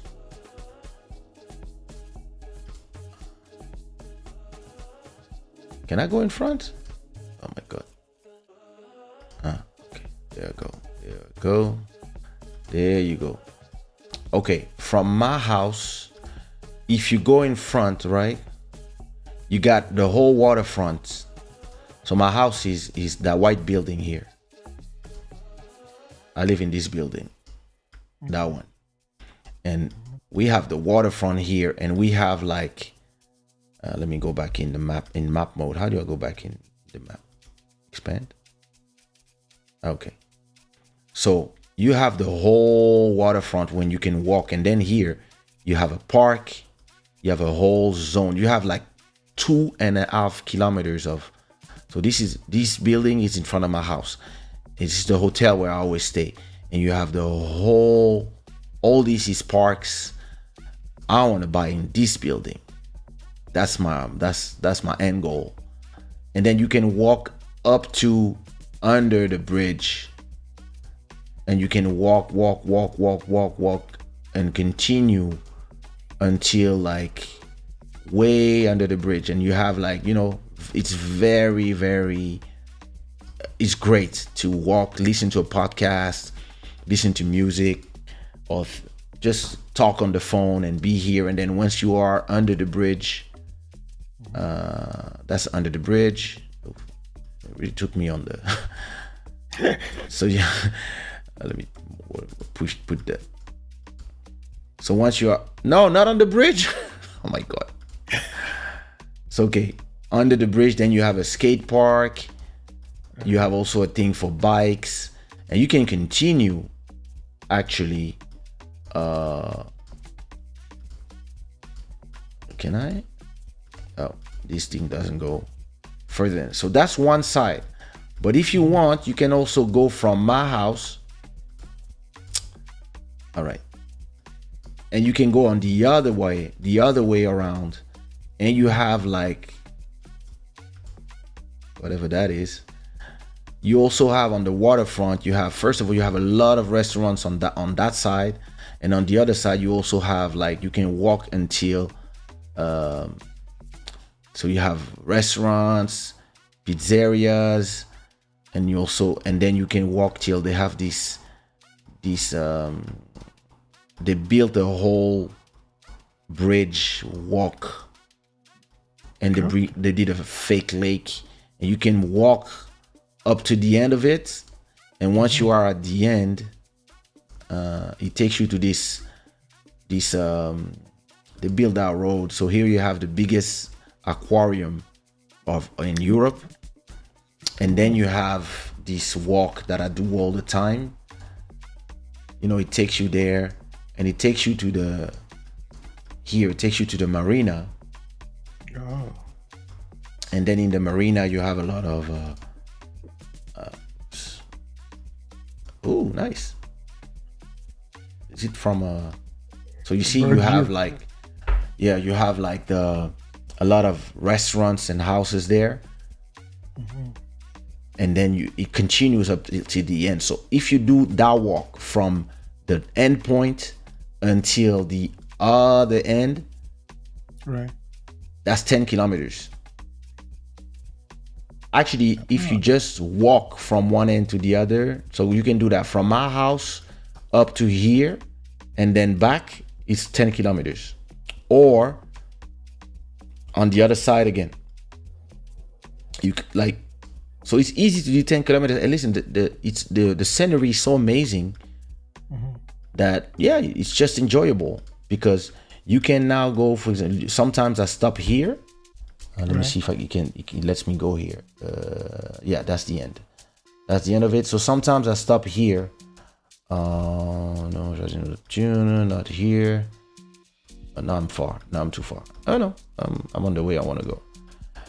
They are building a new neighborhood here. So sometimes I go here on the new neighborhood that they're building.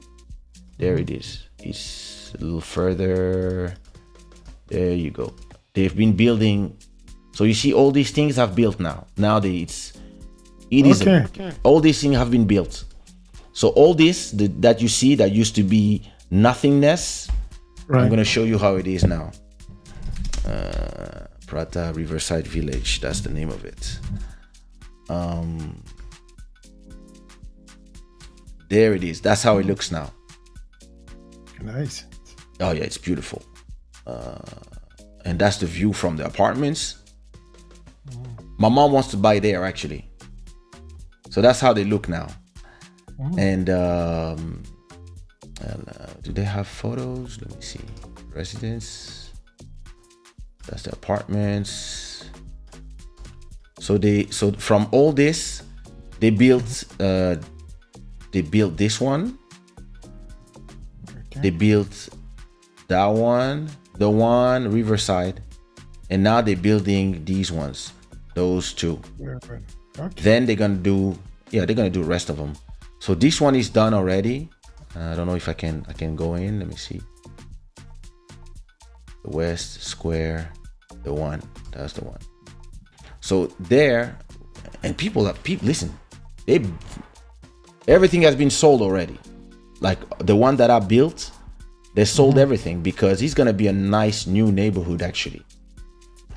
And yeah, those ones are built. Look at the view. Come on. So you remember when there was nothing? Now they built the whole gardens and stuff. And yeah, when the whole thing is finished, it's gonna be beautiful. They're gonna have art. They're gonna have restaurants in there, and there's already one restaurant that's in under the one that has been built. Okay. And in that you can visit apartments. Okay, cool. Yeah, I've seen that thing where on certain pictures you can Nice. go like panoramic view and Yeah, look, like your living room like this is nice with that view. Yo, yeah, but that you need is to turn the nice. AC on. Oh yeah, listen, when you have the light in, I mean, no, you just go outside. Come on. The only thing to me that I don't like is I would have built the buildings facing the water and not facing each other, because if you have your neighbor walking naked on the other side, if she doesn't have a nice body, it might be a nightmare. Not that I'm interested. I cannot close my eyes. They were made to be on, like. So yeah, my mom wants to buy and then that's it. You don't go back. Oh, okay. But you might be traumatized at that one look. You're like, what is this? You know, one time I remember 10 years ago on my other apartment, the first one when I was living in front of the sea. I'm there, you know, like on my terrace, looking at the water, not doing nothing, and then there's like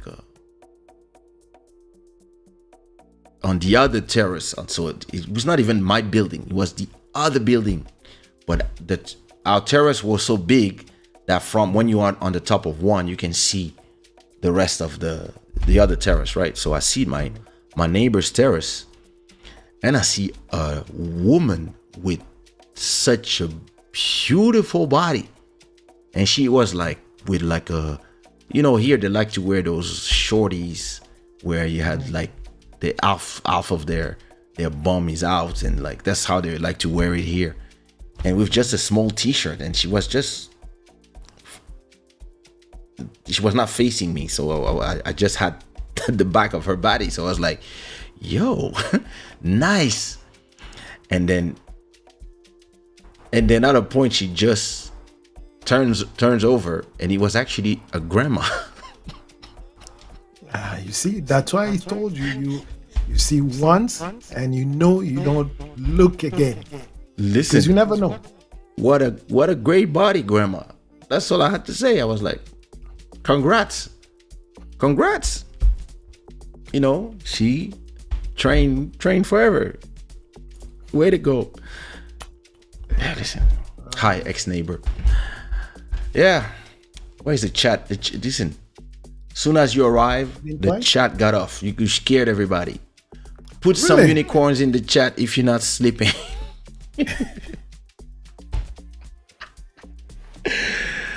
Oh my god. So yeah, I'm on preparation for the holidays. And what I recorded actually. You remember when I recorded a show with you and your brother? When I was on my way in Istanbul, on my way to Kinshasa, I did the same thing with Body. I think we recorded. The day my daughter got the flu, so I had to finish the show. Actually, she's good. She's great now.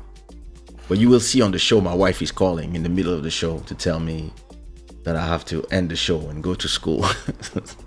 But yeah, that was so that was when. Today's what? Today's Sunday, so that was probably Wednesday that we recorded, and so I have that episode. I think I'm gonna upload it soon as I hang up now, in about 10-15 minutes, and I'm gonna upload that to the channel. And I think I will have 3 episodes too that I have to edit from small clips. Okay. And those ones, I was like, yeah, you know what I'm gonna do? Sunday night, all night, I'm just gonna edit everything. and then I have everything ready and just upload everything at once. But I was like, yo, listen, just take the free shows, put them in your computer, take the computer there, and upload from there. That's it. And you just, when you have time, you edit. How was the internet last time when you went there? I don't remember. Now, I remember you were doing some lives back then. Yeah, it was okay. Yeah, it was okay. Not, I think I did one from the swimming pool, so it was not so great. But Right. let me see the club Shada from. Let me go to my YouTube channel. When was it? Kaysha live Algarve, maybe. I'm not sure what I did. What was the live? No, I don't even know how I call that show. I think you put it on the vlog. I remember I did one live. There's the live, but there was one also when I last day of there you go. There it is. Let me see how it looks. Yeah, look, it looked okay. Yeah, it's okay. Mhm. Was live with everybody, so yeah. So I might do some quick how you doing while I'm swimming, you know. Yeah, I might do that. Yeah.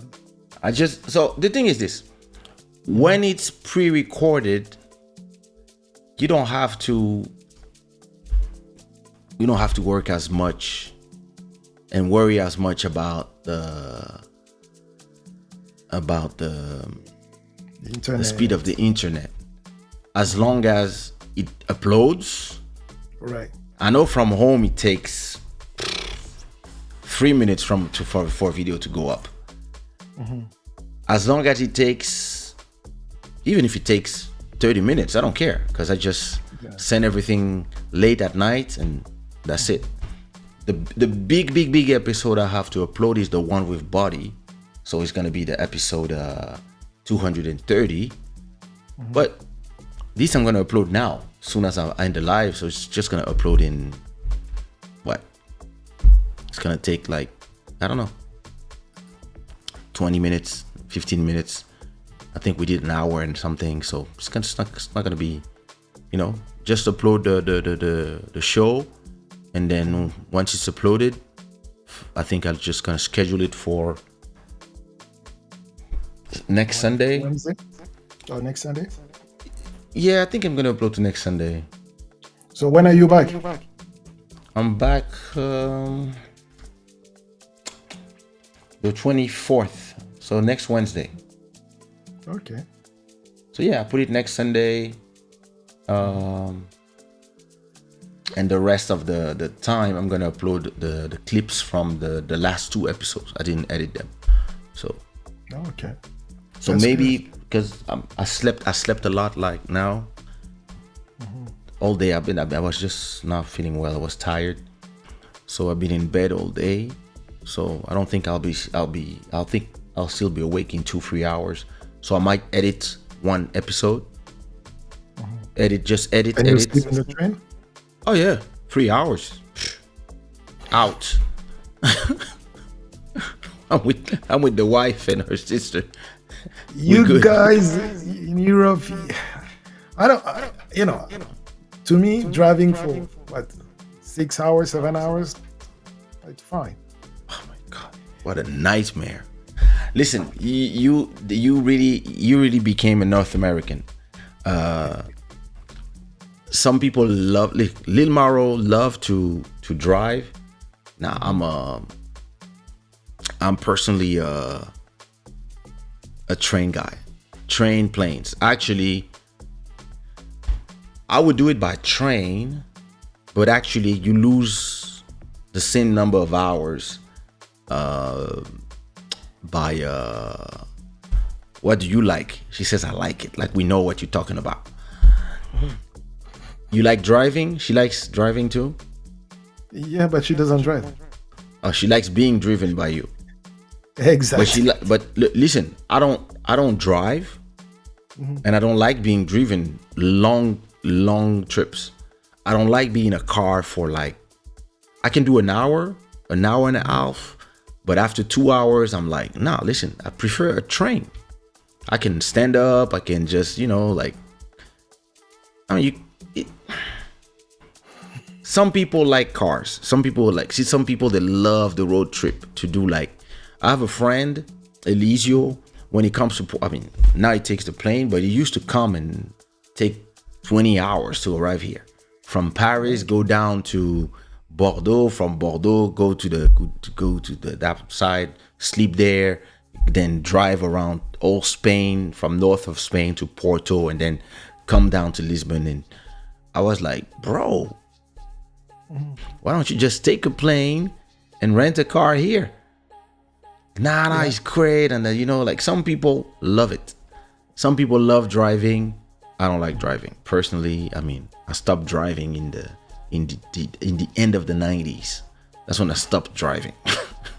I used to do Paris, Brussels, all the it's easy to take the plane. I mean, when you're by yourself, but I mean, when you're with the family and the chaos of the airport now, going to security and all that. Oh, yeah, I understand. Maybe we get rich enough and we take the private jet, but the train is not that much chaotic. The train, you just get in, put your suitcase, and then it really depends. Like, so how many people are we? There's one part that takes the 10 a.m. The part that takes the 8 a.m. is, I think it's me, my wife, my daughter, my son, my brother-in-law, and his daughter. That's 6 people. It's okay. I mean, my brother-in-law's daughter, she cries a lot, but not that much. It's not gonna be, as long as she's with her cousin. She's 4. My daughter is 5. They're at the age where they're a little noisy, a little thing. But hey, listen, we took business class tickets. We have a whole one section, all of us. So it shouldn't be, as long as they have their iPads, some fruit, something to drink, and it's gonna be early. So they're probably gonna sleep. They're probably gonna sleep for a long time. So by the time they're starting to be tired of it, we'll be there already. So I don't like the stress at the airport. To me, the thing is this: I don't mind the stress at the airport when I'm by myself. As a family, listen.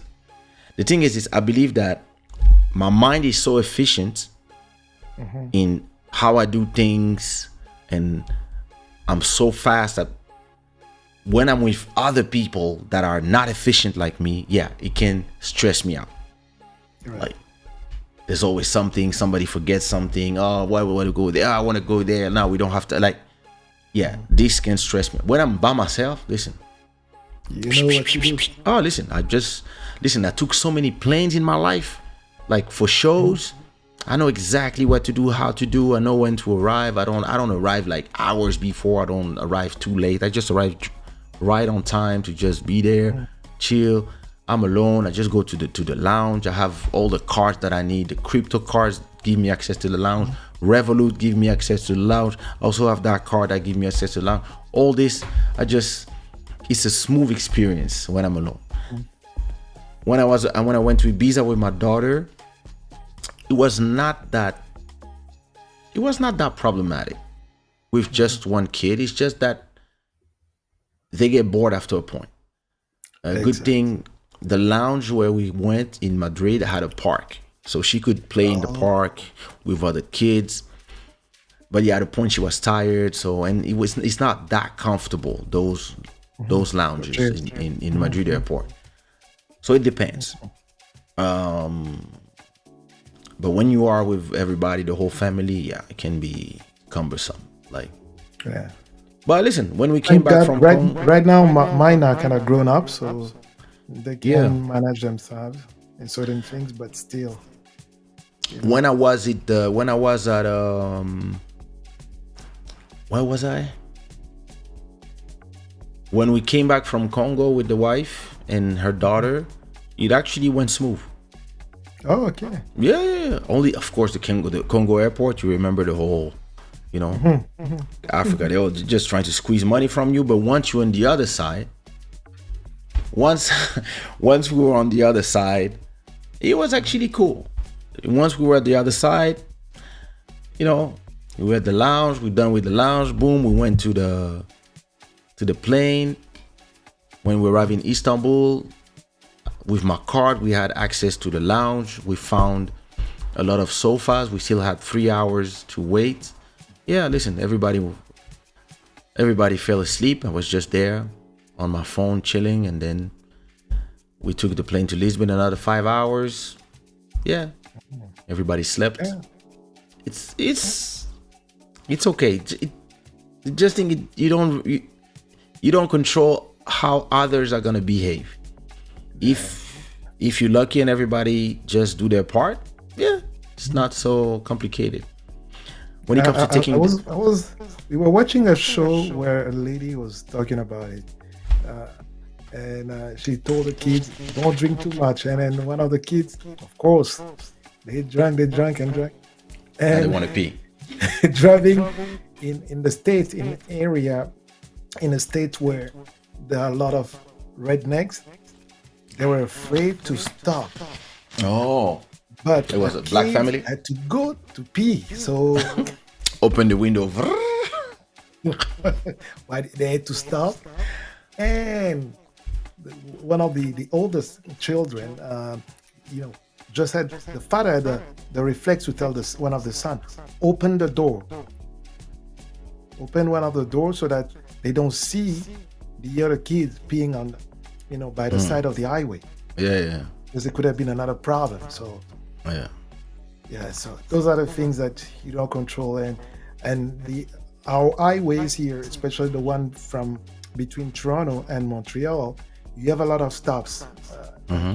Every 80 kilometers, you have a stop. 80, that's a lot. 80 kilometers. Yeah, but it's fun.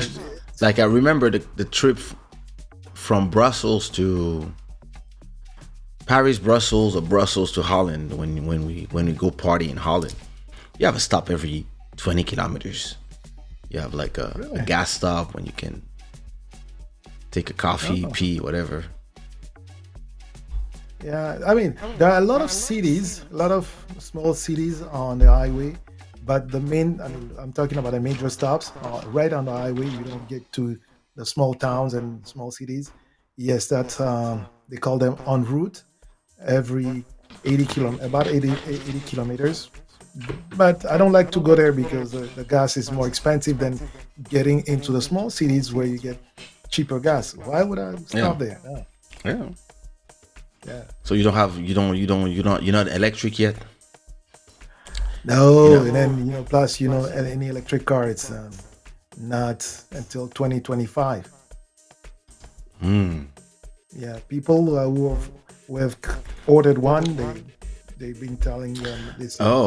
Wait. They're back ordered. Wow. Yeah. That's crazy. So, have you tried all the features on Ecamm? I know that if I click M,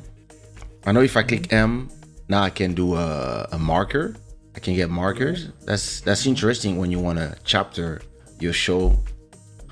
When you change subject, you just click M. But that's an habit that you have to take. Right. I tried the multi-stream. I don't know if you tried it. No, not yet. Not yet. So I tried the last two shows so I did Twitch, Facebook, plus Facebook page and Facebook profile, YouTube, Twitch. Okay. Actually, my internet was fine. Actually, I had enough bandwidth to actually even had two more. Right. Oh, you have echoes? I don't hear no echoes. I'm sure the echo come from me because my headphones are too loud. Wait, let me turn down my headphones. Sometimes it's just me listening too loud. What about now? Say something. Is it better now? So going to Montreal, going to Ottawa, driving Wait, to and Ottawa. let me mute my mic. Okay. Going to Ottawa and then Montreal, Ottawa, Montreal, and then home. I know there's an option to turn off the echo now automatically in Ecamm, but I don't try it. I didn't try it yet. Audio enable echo cancellation, but that's only when you are not on the headphones. But now there's an echo system somewhere. But Oh, she said it's fine now. yeah, that's me. I realized that was me because like I hear very loud on my thing. I like to hear my voice in the microphone. So Yeah. but when I have a guest, I have to remember to just turn down my headphones, because those are like cheap stuff. I have to buy something of a better quality, but at that size the sound spills out, so of course that create echo. But I know there's a thing here to remove echo, but I didn't try it yet. So features I tried that. As I was saying,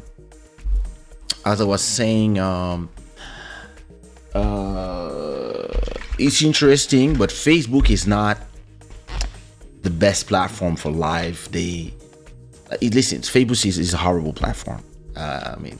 For everything. And listen, the best place where you could do live and have a bunch of people, they don't let you do live in there. That's Instagram. But it's coming. Yeah, it's coming. I know it's coming. Yeah, about 3 weeks ago, they kind of open it for a couple minutes and then turn it off. Yeah, Glenn was talking about it, and I remember that. So, if we were on Instagram, as like just like this, if we could. So I don't know if they want us to, if we do it on Instagram, if it would have to be vertical.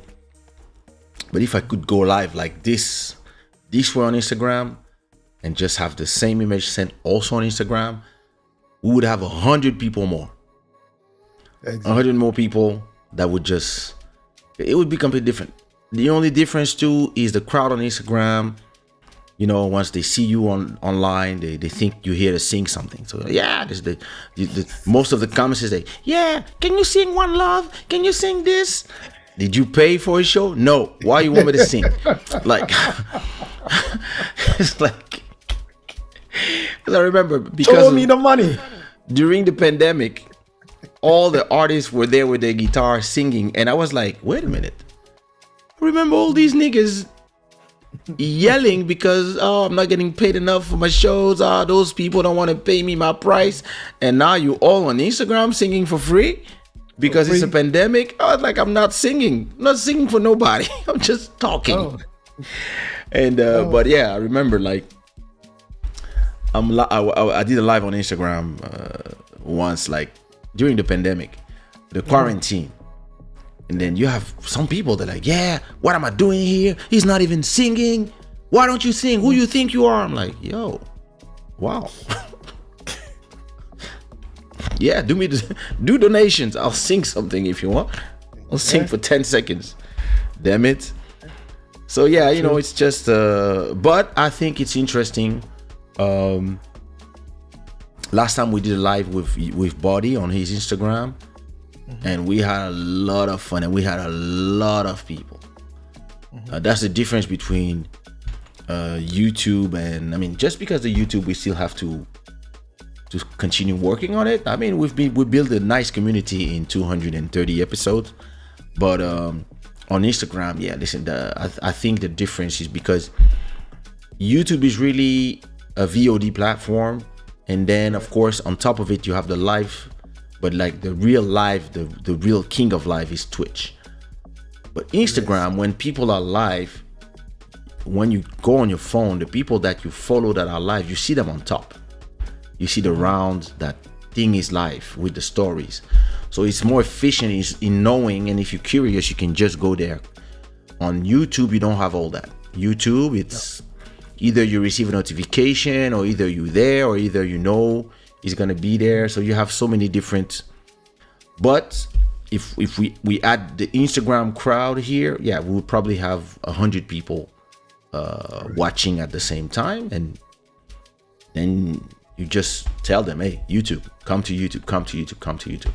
Because I remember the first shows, I had like the phone on Instagram the first 20 minutes, and I was telling people on Instagram, oh, okay, we're about to start. Like, so you do a pre-show on Instagram, and you just tell them people, hey, Kaysha.tv, so they follow Instagram. That's how we built in the beginning. But yeah, listen, if Facebook just gave us the possibility to, from here, be live on Insta, yo. I mean, actually, it's Instagram doesn't want it, because they know. I mean, first they don't want you to come with a streaming software. They still want it. Why not? Phone. And but I think they still need to work on those technical stuff they're doing right now, because the main challenge for them. Fans got bold since the pandemic. Hey, what up, Damu? There's Damu. Listen, to me, there's something where it makes no sense to me. Instagram, Facebook, WhatsApp, Facebook Messenger, and whatever else they own, is everything has been brought to the same servers. Because when Facebook is down, WhatsApp and Instagram are down too. So at a point, what is the point of, I can use my streaming software to be live on YouTube, Right. or Facebook, sorry, on my Facebook page, on my Facebook profile, on my Facebook groups if I want, and I cannot be live on Instagram? What's the point? There's no point. Now, and listen, it would be a better quality for the people. Because listen, all these singers that wanted to sing during at that time, all the singers that wanted to sing, they all sang with a horrible quality at that time. So if we had the possibility to have a setup like this, where if I want, I can just put my music, I can have my microphone and really do a nice setup, plug a guitar to a mixer, and like even do a live show from my house on the living room and have a nice sound, that would be beneficial to them. Right. But because they're not about the users, they're about the money, they lost all this. And sadly, YouTube took a lot of time to let the DJs in, all these people, and everybody was on Instagram because of the numbers of people watching, but nobody was making money. So everybody was. But until the major start going after Facebook and tell them, guys, you playing, letting those people play on music. Yeah, but at the same time, when D-Nice had 100,000 people and he was playing the music, but Obama was there and Mark was there too. They was like, oh, are we cutting? What are we doing? Now they let him play. They let him play because they realized, listen, everybody's here. Like, leave us alone with your business bullshit. We want to listen to some music. Everybody's stuck at home. Let people find a way, create their businesses, play music. Let the DJ play music, and you guys do your deals in the back. Listen, yeah, we'll recognize that music, monetize it, share the money. That's it. Now they want to have like, oh, those stupid rules and stuff. Now, and listen, I think at that point when D-Nice is playing and there's 100,000 people, not only like they call Mark Zuckerberg, so Mark is there enjoying. Obama is there. You're not gonna cut the live when Obama is there. No. And the CEO of Sony Music is there too, and the CEO of Universal. So they're all there. That's the big bosses. Yeah. So they were like, Mark, what do we do? Don't touch nothing. Turn off all the automatic things. And that live went on the whole night because everybody was, and that's when everybody realized, yo, we have to find a way to let these people play the thing. And then because at that time too, YouTube was cutting your live when you were playing music.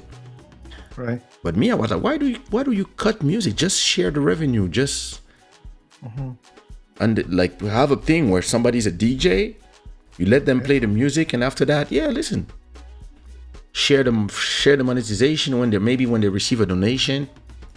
The donation, half of the money goes to you, the DJ, or maybe let's say, okay, 30% goes to YouTube for sure.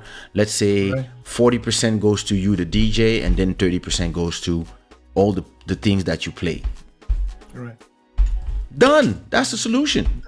Yeah. Now we're gonna block your music because, and the problem is, it's not YouTube that decides. YouTube can claim your video for you, automatic when you own music. So I know because I own music. When you are on the a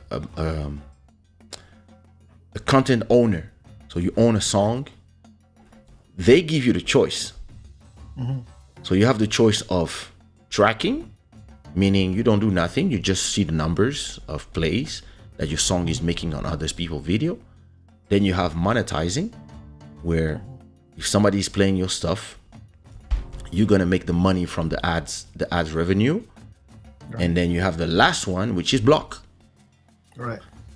The problem is some owners of rights don't realize the money they can make from letting people use their music on YouTube. I make around $1,500 every month just from people playing my music on their videos, wedding videos, vlogs, this and the third. Like I make around $1,000 to $2,000 every month just from people playing video not on my channel, on others people's channel, right? So I'm like, actually, why would I prevent people from using my music? Exactly. Now, a lot of people, they don't understand that, and they still live in the old world where they see somebody using their copyright as piracy, and they just don't want. So they will just put a block anybody from using my music. So then people are just playing your music, or sometimes your music is playing in the back that people don't know, and boom, they get a copyright strike, they get their videos blocked, or they get their live removed, which is kind of stupid but most of the time it's people maybe that are way older in the industry and that they don't really grasp the concept of generating money online, where it's you used to make, if you used to sell 10,000 CDs and making 100,000 from those 10,000, when they explain to you that you're gonna make a few cents for each play, so 0.0035 cents, some people are lost. They're like, nah, I don't want people to play my stuff. They don't realize that on the internet it is more about, you have to find the right strategies to become a rentier, somebody who just makes money from royalties from every asset you have, like me right now. I'm gonna make this amount from music, this amount from YouTube videos, this amount from, and now the new thing is this amount from NFTs. But in my head, I'm like, yo, listen, I don't even need to do a hit, because if I have 500 songs that are all generating $2 every month, that's $1,000, and now you're like, okay, let me try to make them generate $3, $4, $5. Once you have 500 songs that are all generating just $10, boom, you have 5,000. Or you have, or if you have a Patreon, or you have like some real people who want to see you succeed, and they say, hey, listen, I'm gonna spend $10 on you. I'm just gonna give you I'm going to become a member of your channel, or I'm going to be on your Patreon, and I'm going to give you $10. Like, for example, Charlene, who she hasn't been on the show for a long time, or even Sirène des Îles. Yeah. Those two, Charlene, when she comes to the show, she doesn't even wait. She just drops her $10.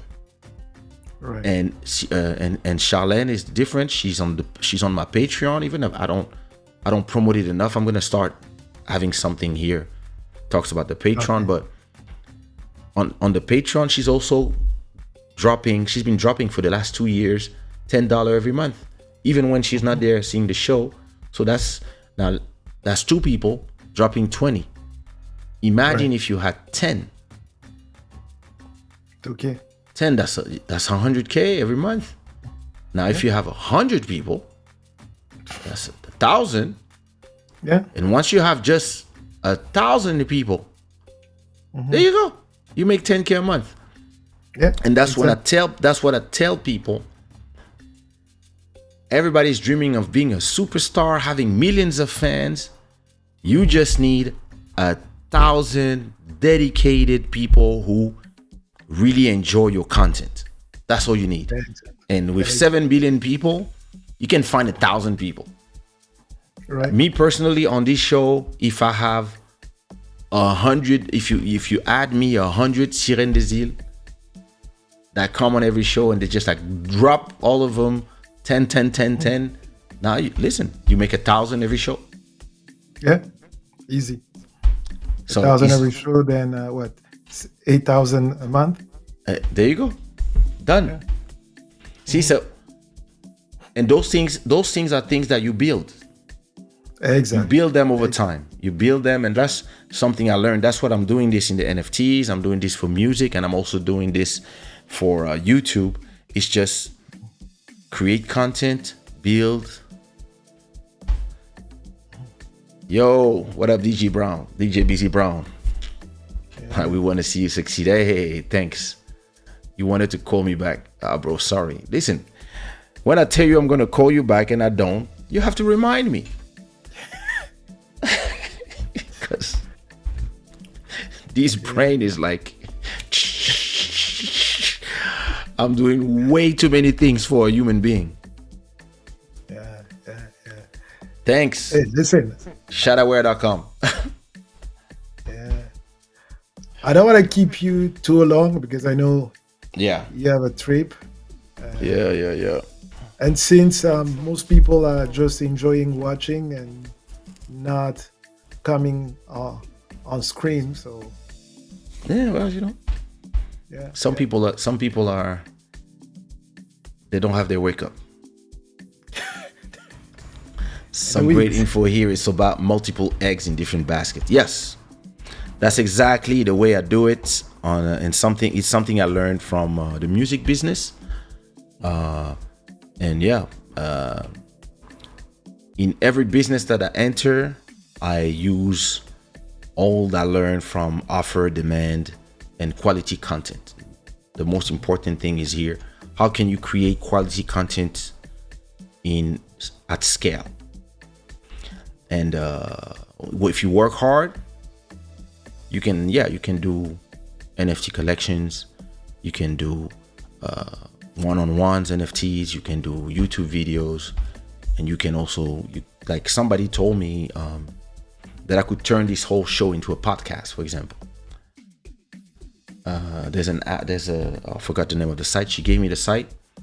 She works there. You take the show, you download it from YouTube, or while you are doing it on YouTube, you just turn the videos into audio, and you send them to these platforms, and this platform will add the ads. They will monetize it and put it on Apple Music, Spotify, podcasts, and now you have, on top of your YouTube stuff, you also have you turn it into podcast. Because just to mention what you're saying, I have a customer. I just help do those kind of things. So because he sent me the file through email. Yeah. And then I just bring it to GarageBand. I put the intro, I put the music, because that was his main challenge. He didn't know how to lay down the to music, and then, so I put the music. I do the automations, making sure that it goes down, and then where it starts, and then insert, because it's a pastor. So insert the scripture, like a reading of reading scripture, and I insert it on his podcast. It's usually 10-15 minutes, and then send him back to him, and he posts it on Spotify. Listen, I've been thinking about it. It's just a question of time as well, but I might start doing it, like, because the program where my voice go, which is a audio hijack. Let me see if I can. The hell is this? My God, I didn't quit that program. Wait. I always forgot how I choose the program. Wait. Don't move. Wait. Okay, wait. Don't move. So the program that I use, which is called, I always forget. Why do I choose the program that I'm gonna preview mode, this, that. Oh my God, I hate this. Wave files, share screen. There you go. Current application, audio hijack. There you go. Okay, I just want to see audio hijack. So this app that I'm using here, that's where my microphone goes in, right? And as you can see, from my microphone, it turns up the volume 159%. Then it gates it, meaning that when I don't say nothing, you hear silence. Then it adds a compressor. Then it adds a limiter. And then it sends it to my phone, to my headphones. But what I can add on that, I can add, for example, as an output, I can record. Where is it? I can record on top of it. I don't know where it is, but I have a recorder.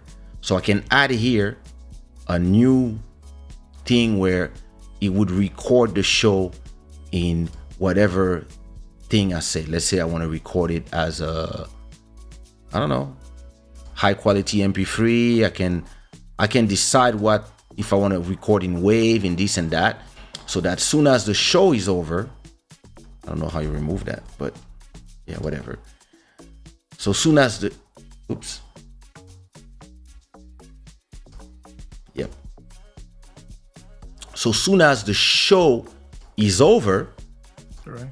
I can actually have my audio file ready. Yeah. And then, because the way I do my show, I do my intro, I do my thing, I have my music in the back already, and I have my outro. So I can actually just do the whole show and upload to that platform directly the next day or whatever. That also could be a way to turn it into a podcast. Because you know that if you enable your eCam to record on your computer, Yeah, it records automatically. so you have the file I have the video file. and the audio as well. Check carefully, because it comes with Yeah. video, You audio, yeah, and that's even the true. comments. It's it's a choice that you have to do.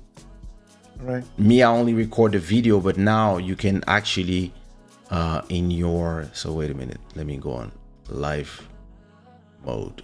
What is live mode? They change it, Yeah. of course. Live demo mode. You can actually go to preferences, and you can have different recordings, right?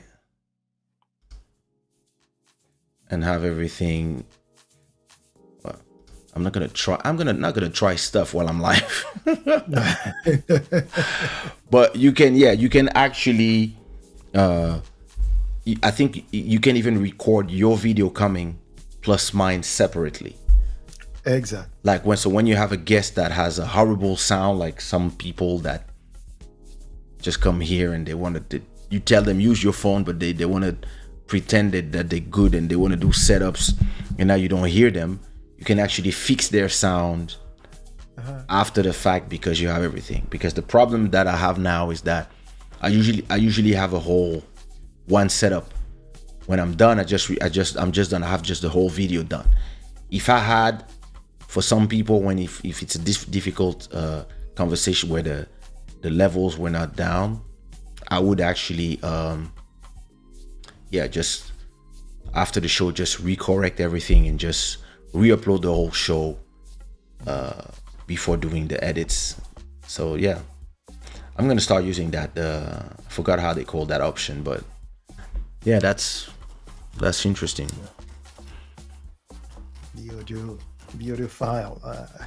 DJ BT Brown is saying all US comedians have their comedy show chopped up in little team snippets and distributed on all streaming platforms at podcasts. I listen to them sometimes while driving. Yeah, me too. That's but actually that's what I've been doing for the last, I think I started at episode 100 probably. I just cut everything in small parts and I just put them there. And yeah, listen, I get plays from full episodes and also plays from, and then the parts I also put them on Instagram. Actually, I've been slacking on that part, but I'm late on I'm trying to upload as much on Instagram as I can so that I have, when I finish a show, the next day I have like snippets on Instagram and on YouTube.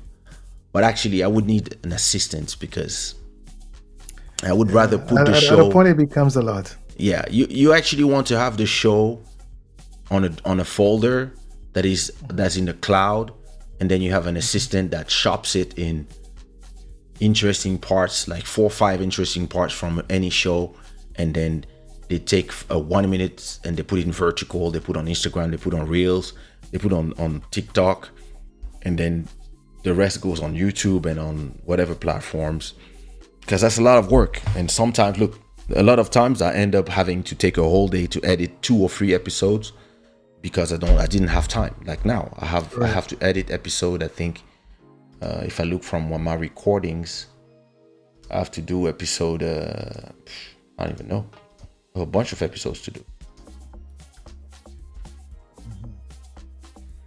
Oh no, I have one. No, not this. I have 2 episodes to do. Oh. Yeah, I have 2 episodes to do. Episode, I don't even know what is this episode. I was talking about the new virus in China. I don't know what else I was talking about. And I have the other one. That was the last episode. I have the body episode actually. That is not listen, you know what happened to me? I did an interview, and the interviewer, so I had to call them on Zoom, I think. Oh, was it Zoom? No. On Skype? StreamYard. So he asked me. So it was an interview in Portuguese. So it was a podcast for them. And he asked me a question about the music business in Portugal and black people and etc. So like they are a little. It's not that they're political, but so as always, I did one of my long answers, and I see the guy on the camera is like this as I'm talking, and he's like.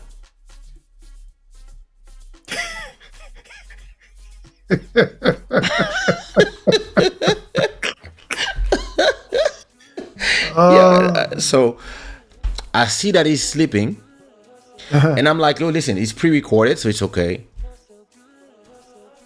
But now that I'm done with my answer, I'm like, okay, so like, yo, what's next? Hello. So I didn't have his number. So I call his partner. She's a journalist too. I call her to so she can call her and wake up, because I think he was in Paris, the guy. But the girl was with him because I was hearing her phone buzz as I was calling. But I think she fell asleep as well. Mamma mia. I was like, yo. But you know, it's Is like it that my day. voice? Remember last year during one of the live, then you start talking about horse and horse. One guy that, and then you were falling asleep, and then you saw. yeah, I just, you know, when I fall asleep while I'm live, actually my voice talks like, and I wake up as I'm talking, I just continue improvising. And then I'm like, guys, I'm gonna go. Oh my God.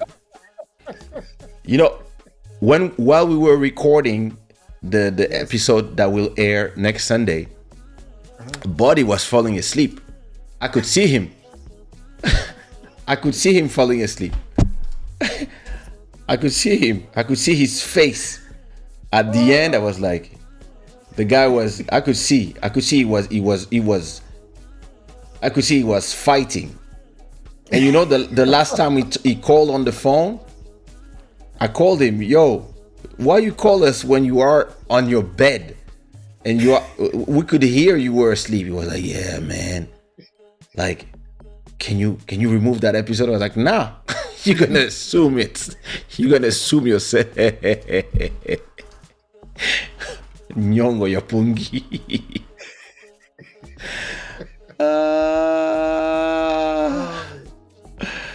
Oh my God. Because Yes, we can talk while I'm on vacay, but not too much. I'm from the swimming pool, but I'm on vacay. yeah, So, oh my God.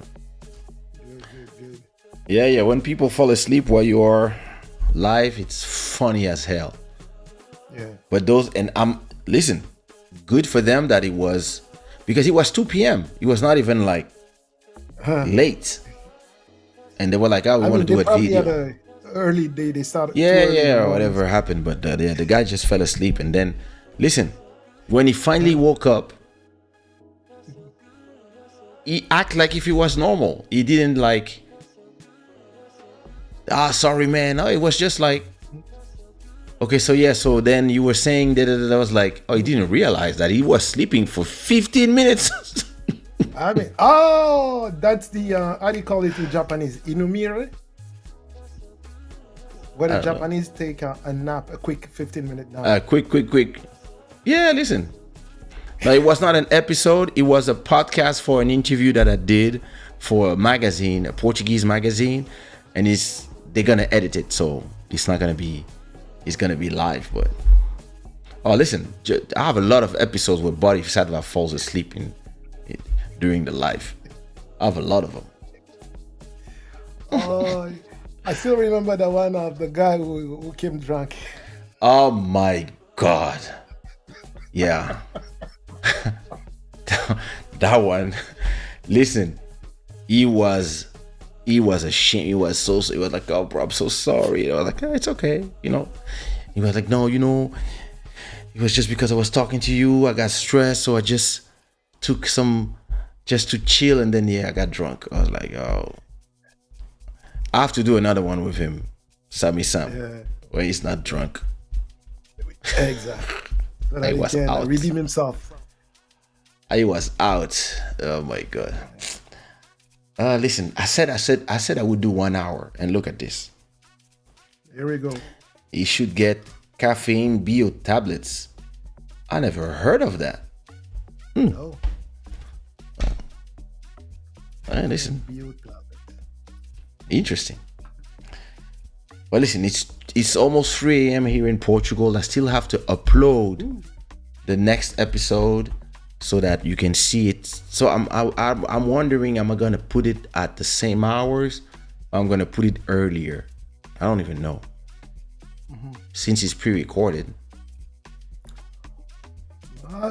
Maybe since you're on vacay, do something different. Yeah, I could put it at 9 p.m. Okay. 9 p.m. for me, that would be, for you guys, that would be the afternoon. I mean,